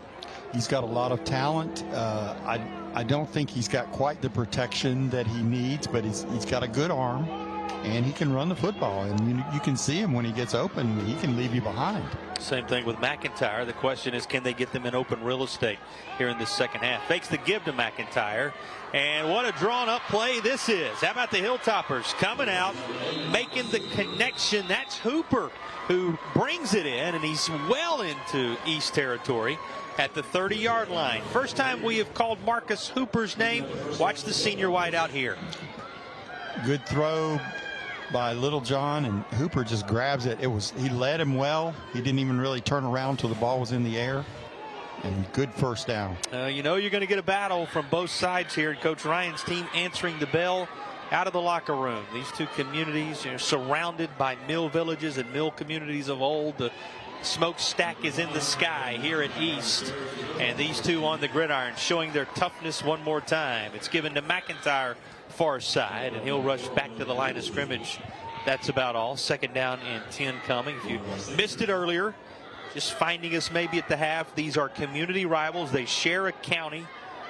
Used to battling it out in moments like this. Got a little testy in the JV game yesterday. Got a little testy at the start of our game here tonight, but it's because there is so much passion on both sides.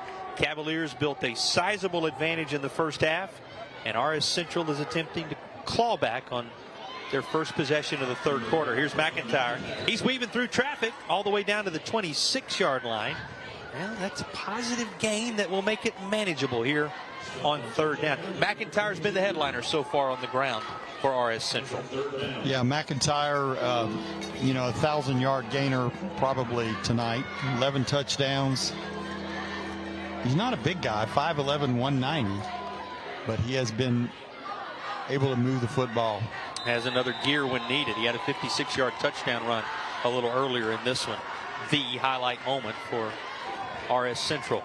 Well, this is going to march it up right on the verge, or perhaps over. It is going to be 5 yards and a first down. Wondered exactly where that ball had been spot for the third down play. It's enough to move the chains. Well timed for RS Central, that is there the beneficiaries of this penalty. I think that man in motion kind of drew the defense off sides. We saw that the other way in the first half. Now roles reversed a bit. Here's a red zone chance. First Spank red zone opportunity. The ball rests right on the 20-yard line. Must-have drive in many ways for RS Central to get within a couple of scores here to open the third. Well, he initially looked as if he was going to tuck it up inside. Littlejohn then tried to change and head outside, but he lost his footing in the process. McIntyre was open going down the left side, too. You'll see him. Well, maybe you could see him in the corner of your screen. Yeah, but he just didn't have time to get that pass away. Well, there was a lot of real estate out there as well, had he just been able to bounce out beyond that shoestring tackle. Look who was there once more. We called Jason Arrowwood's name, the junior who had 50-plus tackles coming into tonight. Remember, he had that takeaway in the first half. He was on the scene here. Took it away on a high snap, one of the two costly turnovers that helped the Cavaliers build this lead. It's McIntyre again. Going to get back near the original line of scrimmage on what is a third down play. Tim, worth reminding our viewers, too, there is much on the line tonight between these two from a playoff standpoint. Could be a playoff berth, could be, conference championship as far as that may go, depending on how some of the other games fall out. But there's still that rivalry. Everybody chasing that other team in blue right now, though, those Blue Devils. The Blue Devils. Brevard having set the tone in this conference to this point. This, in essence, as you look at the standings right now, a battle for second positioning and a sure playoff spot. RS Central trying to hang in it. And here's a deep shot. Well thrown toward the back of the end zone, just unable to adjust and make the play was Cohen. And it's going to be incomplete. Xavier Cohen was there. He got in behind the defender. He just couldn't quite locate the football in time. Fourth down coming. This is not thrown to a bad spot, Tim. There was room there to make the catch. You got to give plenty of credit to Littlejohn. It was well thrown. I think Cohen kind of tripped over his own ankles a little bit on that. Here comes a fourth down. And it looks as if the field goal unit is out. This is going to be a 38-yard try as the Ingles field goal challenge is in effect. Holly puts a foot into it. It is end over end. It has the distance, but it is just wide and no good. So Reagan Holly unable to connect on the Ingles field goal challenge, and though RS Central had a promising start to the third quarter, the Hilltoppers will come away without points. First second half touch for the Cavs on the other side of the break.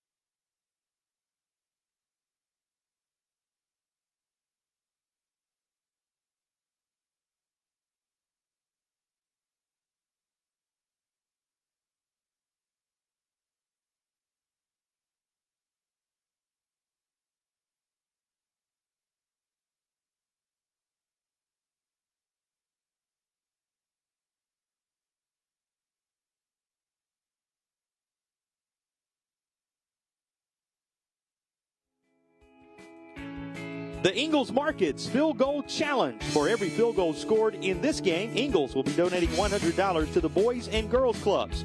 Good luck to all the athletes and teams playing in tonight's game from Ingles Markets, where your savings say something. Well, you see these colors line up, the blue of RS Central, the trademark red, and in this case black of East.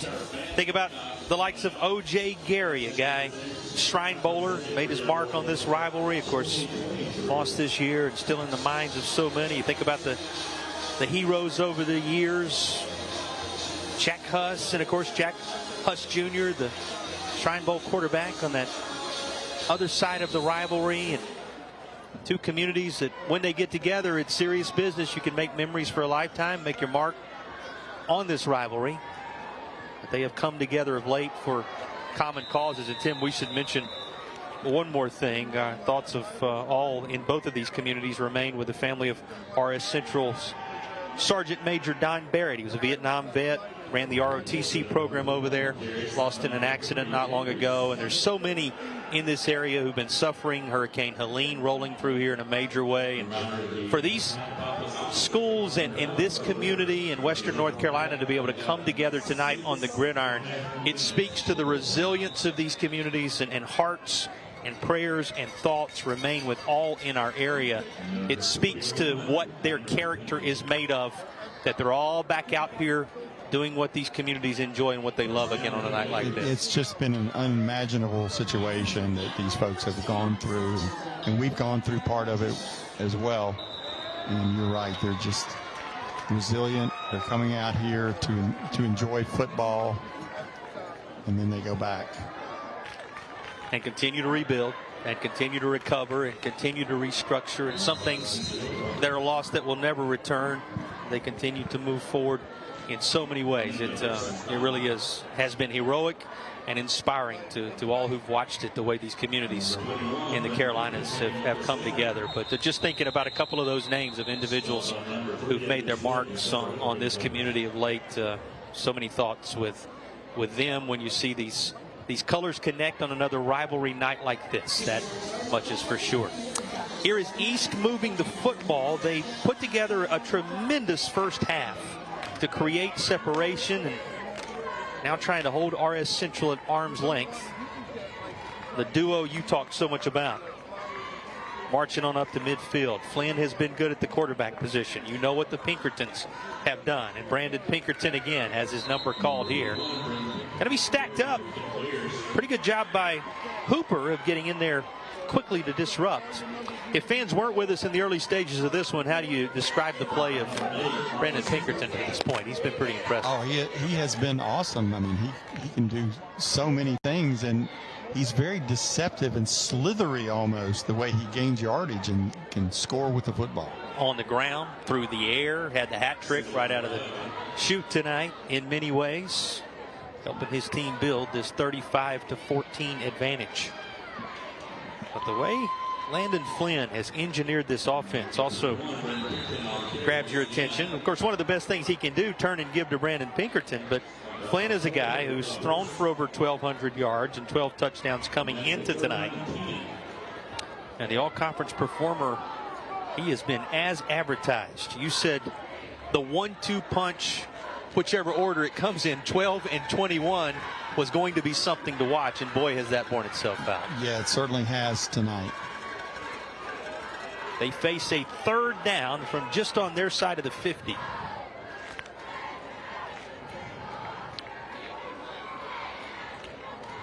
Third and 10.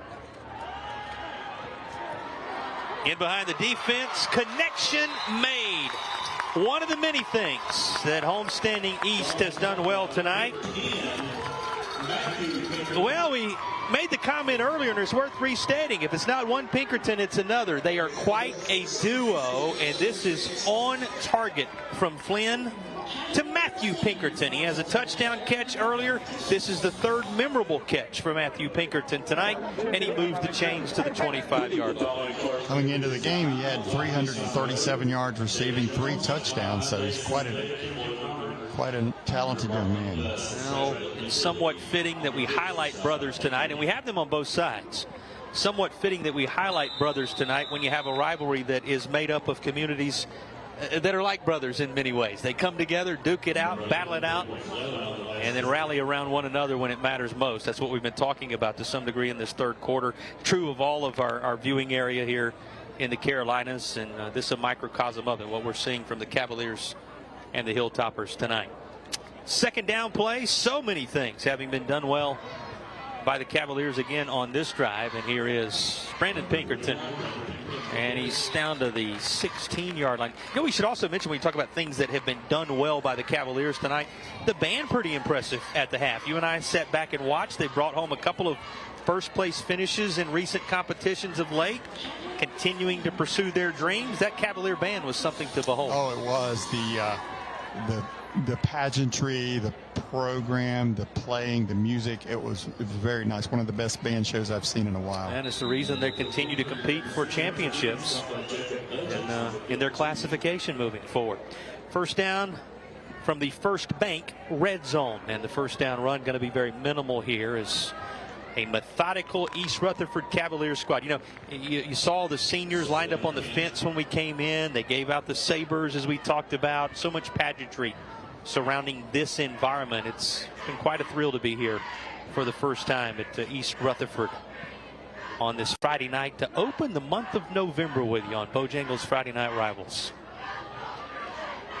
Pinkerton tried to cut, but it's a good open field smothering of Pinkerton. You know who that was. Number 2, familiar to you by now. That's Little John, the quarterback, as he shows you some Iron Man capabilities right here. That's right. He can do it on both sides of the football. You know, great baseball program here. You think about all the different seniors along all kind of things. You really are impressed by the commitment to athletics on all sides when you think about East and RS Central. One of those prime rivalries right here in Rutherford County. Taken away. Perhaps taken all the way back to the 26-yard line. A timely takeaway for RS Central. When the Hilltoppers needed it most, they get the response they were looking for from Jennings. Mikael Jennings, he's an 11th grader on the defensive line, and take a look at his good work here. Just rises up and snatches it out of the sky. Now, he's built for what he did right there. Disruption, not so much to go the distance, but boy, has he put the Hilltoppers in business here, Tim. Yeah, he doesn't have the blazing speed, but he did his job absolutely, picking the ball off and causing the turnover. He's taking them to the top of the hill here. Can they capitalize to pull a little closer? 26-yard line where they will set up shop after the interception of Mikael Jennings.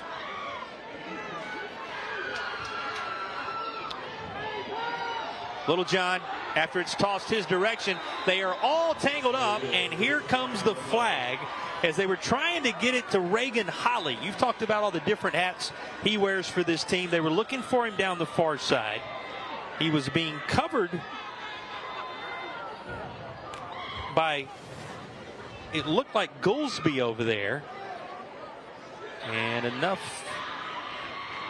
confrontation between them that the flag flies, and it's going to be defensive pass interference. So the pick, the interference penalty, and suddenly solidly in the First Bank red zone. Here's RS Central.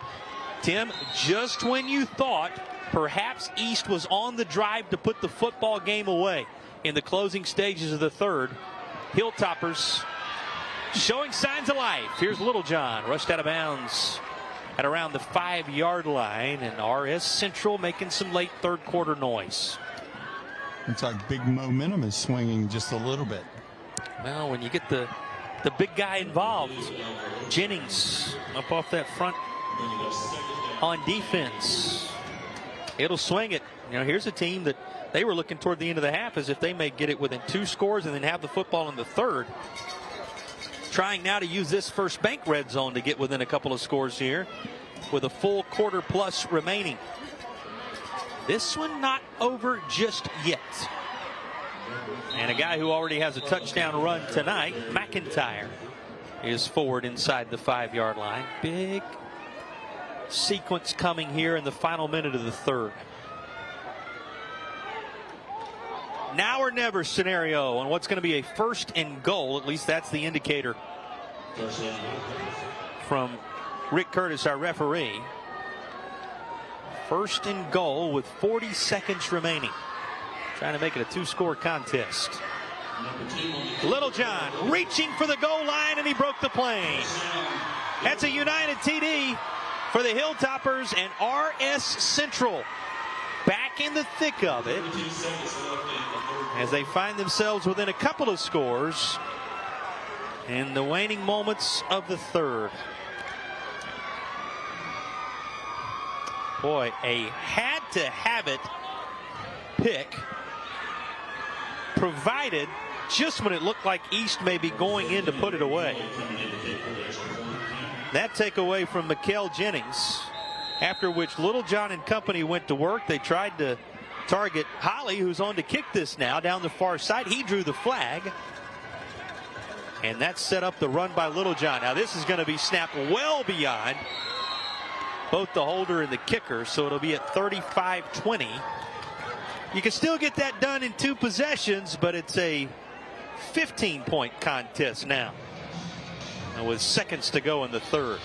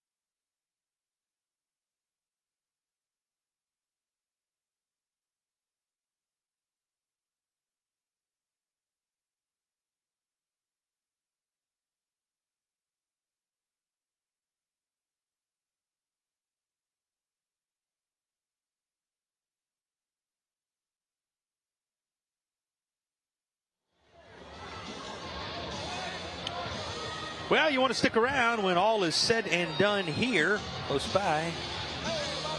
ABC 13, WMYA. That's because Friday Football Frenzy, always keeping you up to speed on everything happening in the Carolinas. Make sure you stay close by. Friday Football Frenzy to catch up on what's going on elsewhere. Heard the Chase score a moment ago. Chase was trailing 14-7. That received a reaction on both sides. Talk about the third team in county here. So a lot of scoreboard watching going on this time of year. And you can be caught up on everything with Football Frenzy coming up later tonight.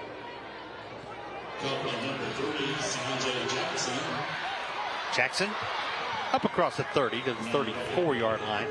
Flag comes in at the end of this. You know, while they sort that out, Tim, you're keeping a close watch on what's happening in this conference.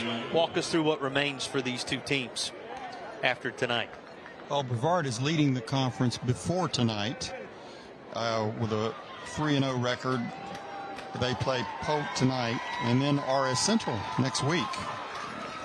East Rutherford plays Chase next week. They're 2-1. And RS Central plays Brevard next week.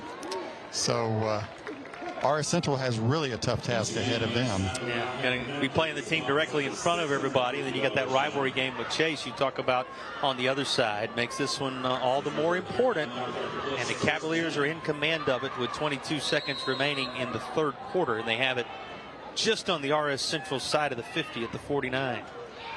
Things tightening up just a moment ago, though. Bodies collide. He pinballs around in there before finally having his progress stopped as Pinkerton at the 46. So this one elevated in importance beyond just the rivalry piece, because right now it's for second place in the standings. Yes, it is. And, you know, if you look at the RPIs, which is used for beyond the conference berths, Hendersonville has a higher RPI than RS Central. Keep that in mind. Much to talk about regarding the playoff picture. We'll do that and have the fourth quarter after the break.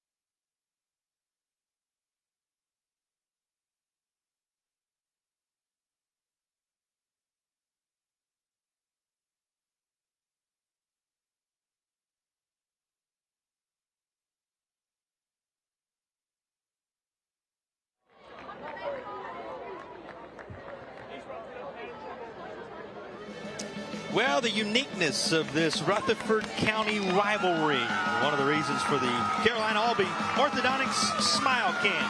Cavaliers smiling, they're in control of this one at the moment. And what a night it has been. November football in North Carolina. Certainly happy to have you with us as RS Central and East continue the rivalry. Plenty to smile about for the Cavaliers as they have the football and the lead at the 46-yard line. Pinkerton, he's given them a reason to smile more than one occasion tonight, as taking the ball inside the 40. That may be good enough for a conversion on second down. Should be first down yardage. It will be a movement of the chains. Talk about the uniqueness of this rivalry. How often do you see it in a county rivalry where both principals graduated from the opposing school? That's the scenario in this one tonight, Tim. Yeah, and I was talking to the principal here at East Rutherford. And I said, "Who are you rooting for?" He said, "Oh, East Rutherford, of course, but I've told him not to run up the score. Don't score over 100 against RS Central." At some point, there had to be a wardrobe swap between those two. You just swap closets when you grow up wearing either the blue and then the red, or the red and then the blue. Those wearing red going to be pleased with this, as all the way down inside the 10-yard line is Brandon Pinkerton, and he is putting up some monster numbers tonight. We don't have the benefit of them in front of us, but he has rolled up quite the yardage and continues to put up score after score. He has the Cavaliers on the verge of another.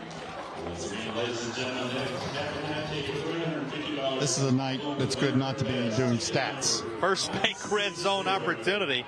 It certainly would keep a stat guy busy. You're listening to Tim Amos, who's with us in that capacity regularly. It's been a joy to have him in the booth tonight as he's brought you an analyst perspective. And from his perspective and everyone else's, Brandon Pinkerton has put on a show tonight. This is his latest United touchdown. What can be said about this young man in the land of the Cavaliers? He has wielded the Sabres tonight for the East Rutherford Cavaliers. Anthony Hill on the visitor side. If you would please go move your video. Once again, White Dodge Charger, Anthony Hill on the visitor side. If you would please go move your video. For two. And the connection is made. Little pass coming out near side. And it will get Davis Melton involved as they run it to the max. 43 on the board here in Bostic as the Cavaliers start to pull away.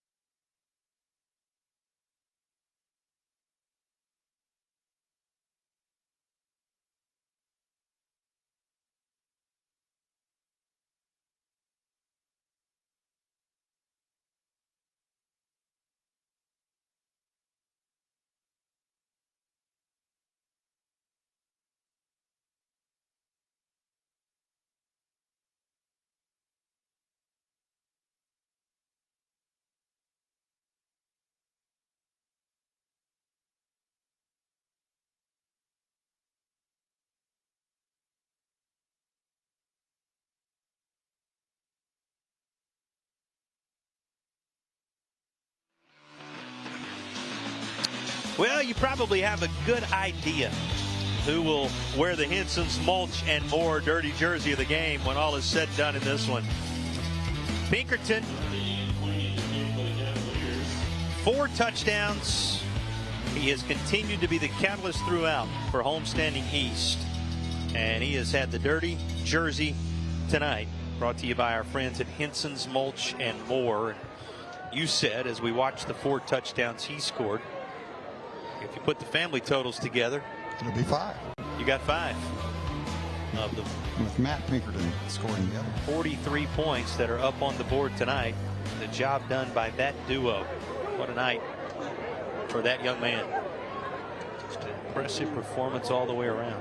Remember, he came in with 15 of them, now knocking on the doorstep of 20 in terms of the ground game. The junior, it's something special, that is for sure. Now, one of the things the coaching staff told us is RS Central will return this to around the 33. Pretty good lick there to bring that to a halt on Smith's return, and that's where RS Central will take over. Coaching staff telling us the other thing to watch for tonight is they were going to get a number of those seniors involved. Well, how about Davis Melton on the 2-point play just a moment ago, securing the catch to run the total to 43. He is one of those seniors on this senior night having his moment. Yeah, absolutely. And it feels so good as a senior to play at home, but it's kind of a sad thing when it's potentially your last home game. Absolutely. Kind of have to put it in perspective and then hope for playoff opportunities to abound, and you continue to put that jersey on one week after another for a while if all goes well. Somehow still on his feet and trying to work his way back to the far side. That was a valiant effort for Smith again, but he is finally going to be brought to a halt in the backfield. A lot of running for nothing on the field, though the effort valuable. Jason, you mentioned playoffs. Playoffs start the first round November the 15th. Moved back a little bit this year, and then you're going to be calling some state championship games in Raleigh and also in Columbia. Yeah, a little closer to Christmas than usual, but we're excited that they're going to be able to get those in. It's going to be a lot of fun to have those once again on the Sinclair family of networks. We'll have all the championships in both states on our air for you. You don't want to miss. The month of December going to be a championship month once again, even if it is a little closer to Christmas tree time this go around. You know, one of the things they keep an eye on, something you were mentioning as we were coming to the end of the quarter, is RPI as they line up for those playoff opportunities. Many fans may be wondering, how is that RPI calculated? How do they put that together? What is it that factors in to the jockeying for position once playoff opportunities come? Yeah, at the end of the regular season, there's three things they add together. They take 30% of the team's winning percentage, 40% of the opponent's winning percentage, and 30% of the opponent's winning percentage. So if you can do all that math, then you come out with the RPI. You would be an RPI guru if you could do all that. You would be. Once they put all that together, and it is spit in many cases out of the computer when all is said and done, you have everyone lined up beyond those spots that are gained by winning your conference or grabbing one of those spots that are available in the conference or in the state of South Carolina, in the region as they call it, whichever way that seems to line itself up. So very important where you land beyond the eye test in those key numbers that fans are keeping an eye on. Fans continuing to keep an eye on players that are going both ways here tonight. And here's another. You know, McClellan had a great catch early in the game for East, but he has made a couple of defensive plays of late. This the latest as one of the Iron Men wearing jersey number 11 for the home team. I love to see that Iron Man football, you know, especially at schools that don't have the big numbers. I mean, 700 students in the school in 2A. And I love to see it. It has been our pleasure to give them an opportunity to shine not only under the bright lights of the stadium here in Bostic, North Carolina, and Brian Harrell Stadium, but also under the bright lights of Bojangles' Friday night rivals. Always a pleasure to visit places that you know, we have never been before, at least from a broadcast standpoint. And return man going to be swallowed up at around the 47. I know you were here at one time with Britt. We all certainly remember your tremendous son and his playing career, but back here for the first time on TV alongside Tim Amos. He's back with you in a moment as we've got the balance of this one coming up in the Rutherford County rivalry.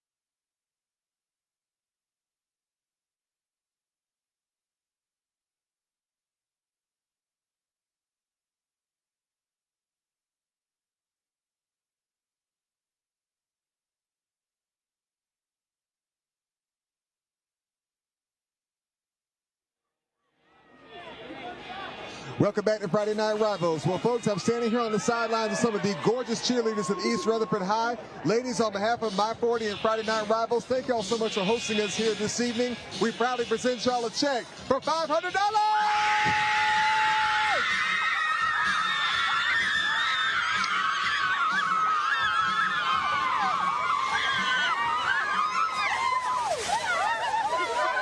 Thank you again to all the coaches and administrators who made it possible for us to find a game in North Carolina tonight. Be here, experience this rivalry. It certainly has been a thrill to be a part of this, to come back to North Carolina with football after what the last stretch of time has been, and certainly to see this rivalry up close and personal. Mentioned going to break, you were here in a little bit of a different capacity in the early 2000s. Back here to see this rivalry this time around. Compare and contrast this environment for us, Tim. I think it's always been this level of rivalry. It was certainly a rivalry then. Now, the team that my son played for was not a big rival, but you could still feel the community support behind East Rutherford. And certainly we felt it tonight, and you see it on both sides. It's just a great thing, these small communities. I mean, I would relate it to something like a Pisgah-Tuscola kind of rivalry situation, which is well known across the state. And I think the same thing here. Been one of the great. You meet new people, and the fans and the administrators and the players and the relationships that you build, they are the treasure of this life that is football on Friday night. So thanks for welcoming us into your world here at East Rutherford this week. It's been a good night for the Cavaliers so far, 43-20. You're hearing Tim Amos, who is alongside tonight. We say hello to our colleagues. Tom Van Hoy, I'm sure, tuning in as he can somewhere. And we say hello to Tom, who usually shares the booth with us. And also, when he talked about Western North Carolina, had a chance to visit again a little more this week with Kenny Ford, and he and so many of our friends up in that Black Mountain, Swannanoa area, also continuing to try to return to some sense of what life can be and should be. And you think about Kenny, our broadcast partner, and all those across this region of Western North Carolina that were excited to know we were coming back into North Carolina tonight for football. And it has been everything we would have hoped from an environment standpoint as East Rutherford has hosted us. It's been a pleasure to be here at East Rutherford tonight.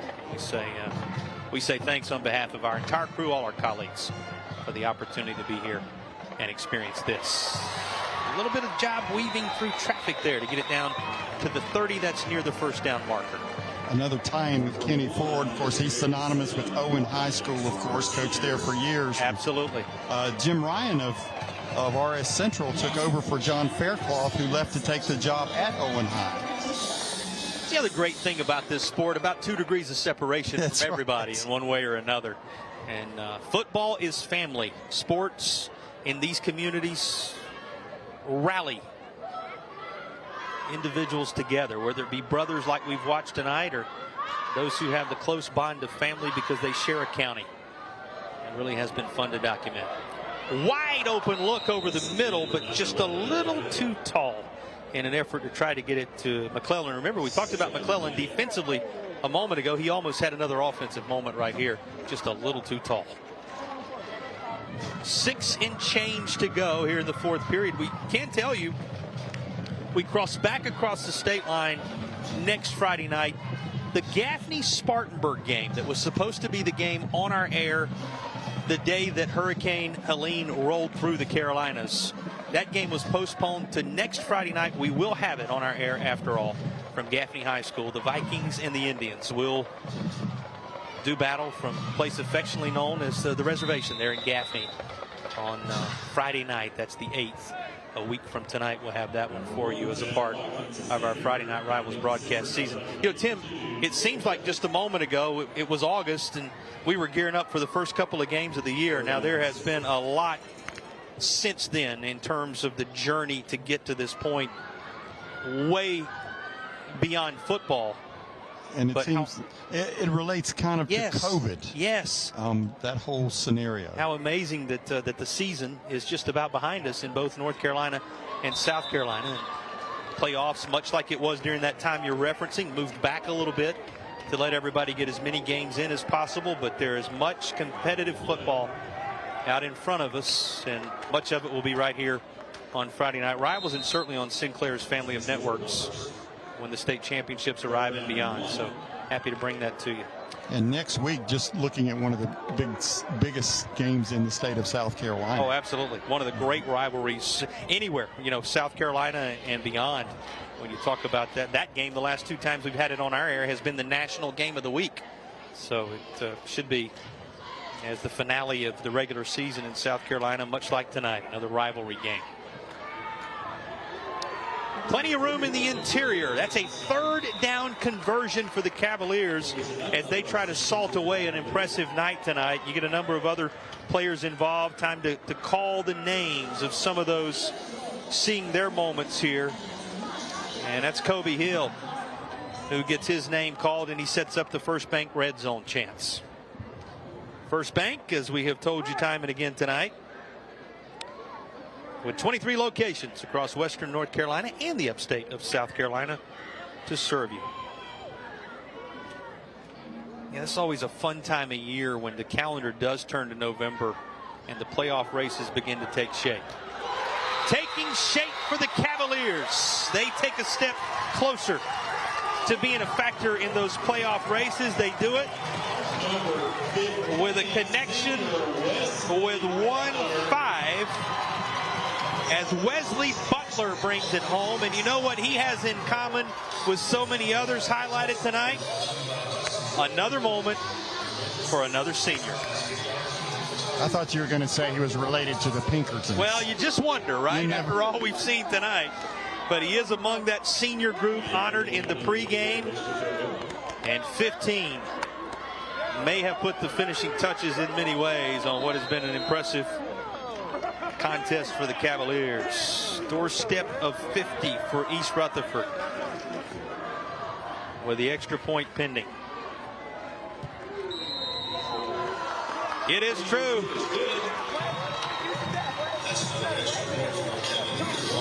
Another extra point is true for Ian Queen. And the Cavaliers strong tonight.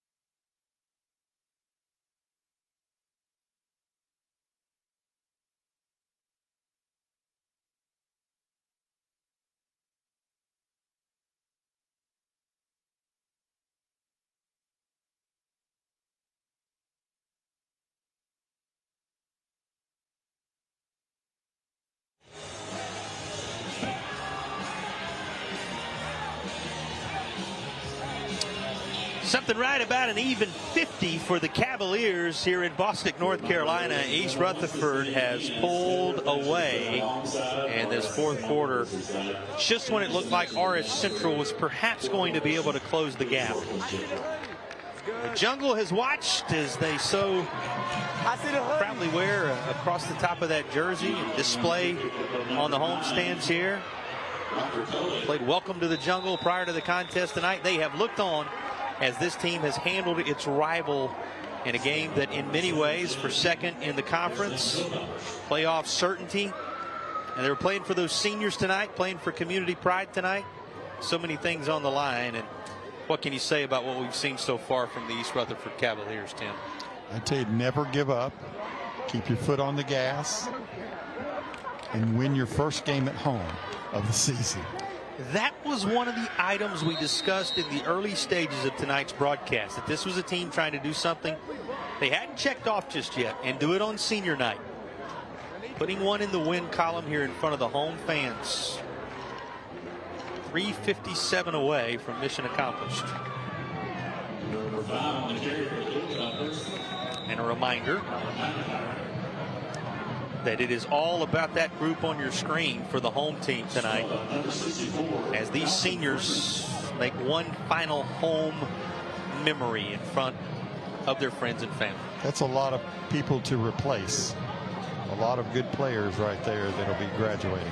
Number of them, including Wesley Butler, who you just saw, Davis Melton on a 2-point conversion a little earlier, with recent moments to tuck away for a lifetime from this senior night in front of the home fans. RS Central, work left to be done. You said it.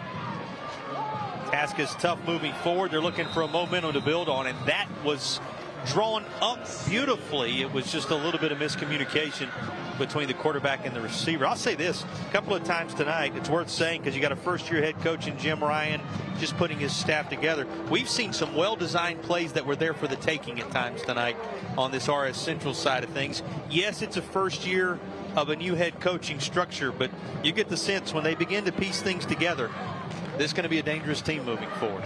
That's right. Improving over last year's record of 1-5 in the conference, 3-7 overall. Done a good job so far. Some of the playmakers there, for sure. We've seen them on display. And he said it's not been the game they would hope they would have played tonight, but they've had moments just like this. Near side and loose is Elmer Littlejohn. He'll take it the distance. And RS Central still digging with the United touchdown on a run of 62 yards by number 2. A touchdown for Elmer Littlejohn. We had the long touchdown run from McIntyre earlier, and now Littlejohn has one of his own. On to try and make it 27 on the board is Reagan Holly. Tough snap the last time around. The only reason he's not been perfect on those tonight. Another tough snap here, and this is finally going to be snuffed out. The PAT tried no good. The last two, the result of difficult snaps for the holder to place. And it'll sit at 50-26. Here's a look at the touchdown run, though. How about the wheels for Elmer Littlejohn? Well, he had speed, and he did a great fake and reversed field and went up the left side untouched. Just a great move.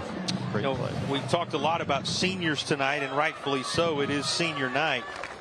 But the juniors, Pinkerton, and a junior here making his mark on this rivalry, not for the last time. So he's got plenty of football left in him moving forward. Good news for the Hilltoppers. Which is a good sign for RS Central.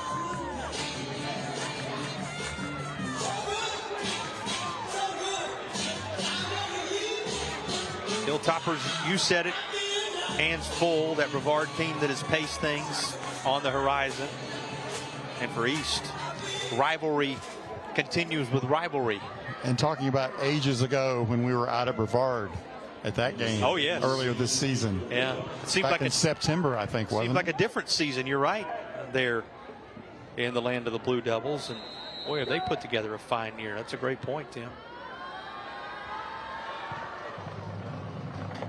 Well, this game tonight about so much more than just the ultimate score on the board. We're going to go back, turn our attention to the Cavaliers in a moment because it has been their night. But from your perspective as a guy from this area, heart in this area, I know we're both Carolina kids through and through. What can you say about what it has meant to have football back here tonight? Oh, it's part of the healing process, I think, for so many people to see some sense of normalcy occur in their lives. And football is a big thing in this community, and it pulls people together just like tragedy does. We've seen the best of friends and neighbors in recent days. And we have seen the best of these two teams in moments just like this. One more to cheer about on the home side. As loose down the sideline as C.J. Jackson. Latest of the tremendous athletes to add his name to the group with United touchdowns on this night. 58 yards. 58 yards, just past a 62-yard Elmer Littlejohn touchdown run on the RS Central side of things. And it goes from 50 to 56 here in Bostic, North Carolina. Extra point is coming. And just before it can be kicked by Ian Queen, a flag is down. That'll be sorted out at the 2:36 mark with all indications it's going to be against the Cavaliers. A sportsmanlike penalty that's going to back Queen up a little more. Well, outcome all but decided here on the good work of the Cavaliers, and now they take with them the combination of the bragging rights for what has been accomplished here and the challenge of the task that is still out in front of a group with so many of the goals remaining on the table. Queen going to have to kick this from the 25, so 35 yards away on this point after. Plenty of leg, and he boots it right through.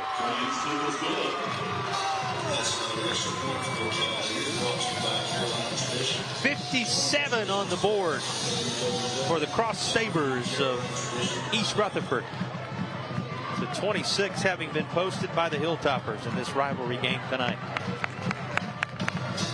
You talked about what this night meant as a rallying point for everyone, and now we begin to turn our thoughts to what it means for the Cavaliers. Talk about the lift this gives this team moving forward with playoff aspirations. You said it was important they do not look ahead, but now with this business handled, everything remains on the table. I think now they can look ahead at least till next week. And you know what's coming next week? They've got to win one more game. A little more of that rivalry scenario in effect, as they try and get the job done one more time. And beyond that, a chance to make some noise in the North Carolina State playoffs, which are on the horizon. AJ's loving it. You learned a little bit about his story earlier tonight. And under the fourth-year head coach, Phil Russ, who we told you has created quite a culture, and that's not our words. Those are the words of a number of folks who have watched his handiwork across the last 4 years as the head coach here for East Rutherford. This team has really come together. And we can say, after the way he, as our host, treated everybody on our crew and in preparation for this contest, his heart beats on the red of Cavalier football here at East. And, you know, a guy who is in tune, Tim, not just with the X's and O's and what happens from a game plan standpoint, but he was talking to us about the stands and the environment and what the students would be wearing and how the track was colored in a certain way because they were able to do that to create the feel and look they wanted here in this stadium. He's a guy that is keenly aware of everything around his program, and that's exactly what he's building as a program. Yes, it is. It's not just a bunch of players out playing football. It's a program for the community. Guy who we said from the area, lefty, we were told, from a pitching standpoint, with the World Series freshly behind us. He was a southpaw for Cherryville Legion Post team that ended up winning a state title. You know of his time at the next level football-wise, playing collegiately, and now he's here pouring his life into these young men, and he's got to be incredibly pleased with what he's seen tonight. He really does. And you know, our viewers have to be pleased that the World Series is over so they don't have to flip back and forth. Well, see, you were glad that there was going to be, you know, no worries for them tonight of what was going to happen or what was not.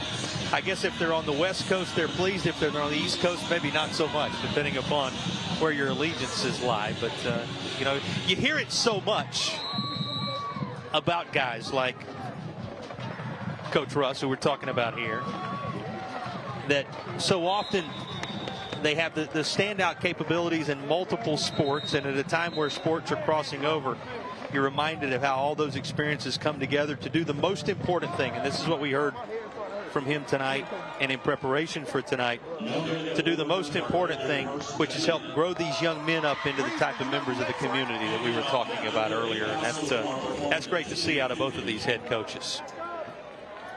Inside 2 minutes to go in what is now a 57-26 contest. Cavaliers came out Plenty of fire in the belly related to getting a rivalry win tonight. And now moments away from putting the finishing touches on it.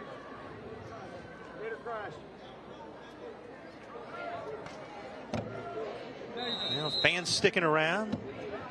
Looking forward to celebrating with these seniors as they walk off the penalty one more time. Plenty of credit to our officiating crew tonight. We told you about them in the early stages. Rick Curtis, the referee. Jerome James, the linesman. Tyler Rathbone, the line judge. Charles Wisnett, the back judge. And Mr. Chambers, our clock operator in this one, all handling this Rutherford rivalry. Airing it out. Flags come in as there was a collision on the far side. I'd just like to say, Jason, this will be my last game working with you guys for this season. I'd like to thank everybody that's been involved in this. What an outstanding crew. And our producer, Andy Stevens, Dr. Andy Stevens, our director, Russ Jones, and the whole staff in the truck and on the sidelines, the students from North Greenville University. It's just so much fun, so enjoyable working with you guys each week.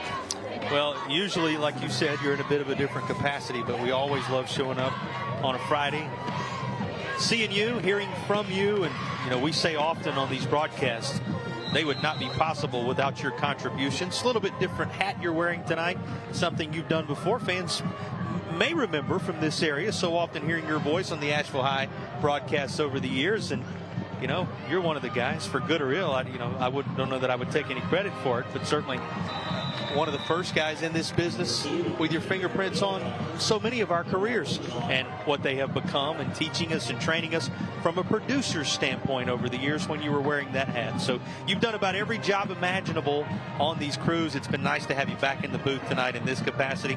Thanks for journeying alongside us. Well, thank you. And like I said, it's just been a real pleasure. And if it wasn't fun, I told you I wouldn't be doing it. Well, we're glad you did. And I'll say on behalf of everybody on our crew, we consider you a tremendous part of this team, and even more so, an even more important friend to us all. So thank you. Those are words with so much more meaning behind them. Thanks for journeying alongside. 38 seconds remaining here. RS Central still fighting so much out in front of these two teams when it comes to the balance of the year. But this a night that if you're getting home from your game and just flipping across and finding us, really belonged to the Cavaliers almost from the start. They took a 7-0 lead after RS Central won the toss and deferred. It would be the first of 4 touchdowns tonight for Brandon Pinkerton. He was one of many catalysts for a team that would post 57 points and cruise on toward what is going to be a rivalry victory in this one tonight. And what you don't want to see here near the end, a couple of unsportsmanlike. Now you got a roughing. You just really hope once it get to this point, Tim, that everybody stays safe and gets out of here with positive memories of the night. Yeah, absolutely. And it's been so much fun for us, as we've been talking about, and just seeing the community, seeing the fine people, and the hospitality is just unbelievable. We'll remind you one more time before this contest slips us by. One more confirmed on the schedule for next week. We'll be in Gaffney, South Carolina. We'll travel from Bostic, North Carolina to Gaffney, South Carolina for the next edition of Friday Night Rivals. Vikings and Indians, one of the great rivalries in the Palmetto State, will be on display on the next edition of Bojangles Friday Night Rival. Hilltoppers still struggling for every inch of real estate here, and I mean that in every positive sense of the word. Still battling, still showing you what their character is made of, as Elmer Littlejohn tries his best to get toward that goal line one more time. He's had his moments tonight. Littlejohn with a 62-yard run in this fourth quarter.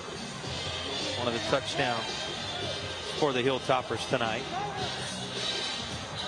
Time not on his crew's side, though they try to carry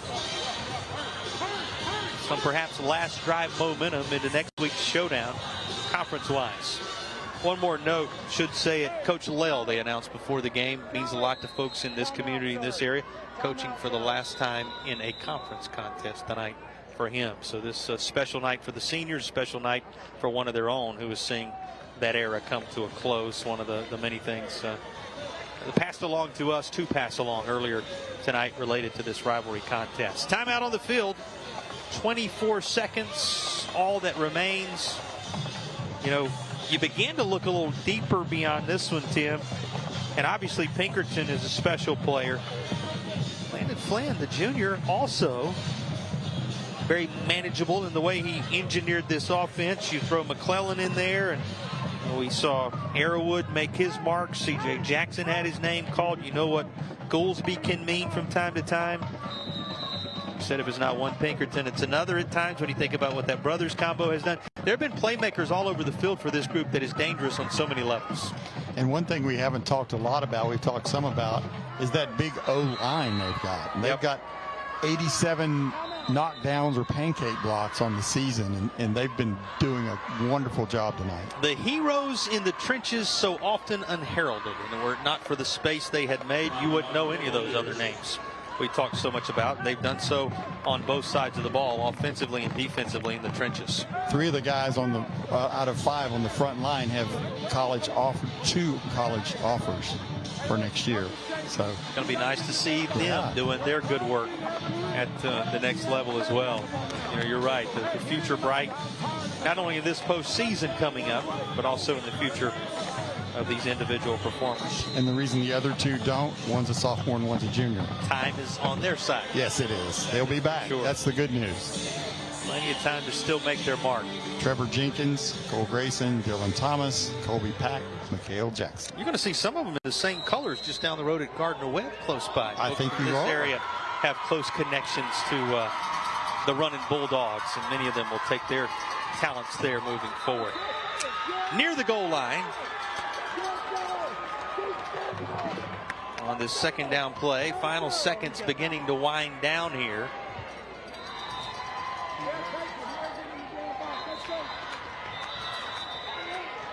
And our officials indicating that timeout is going to be taken on the field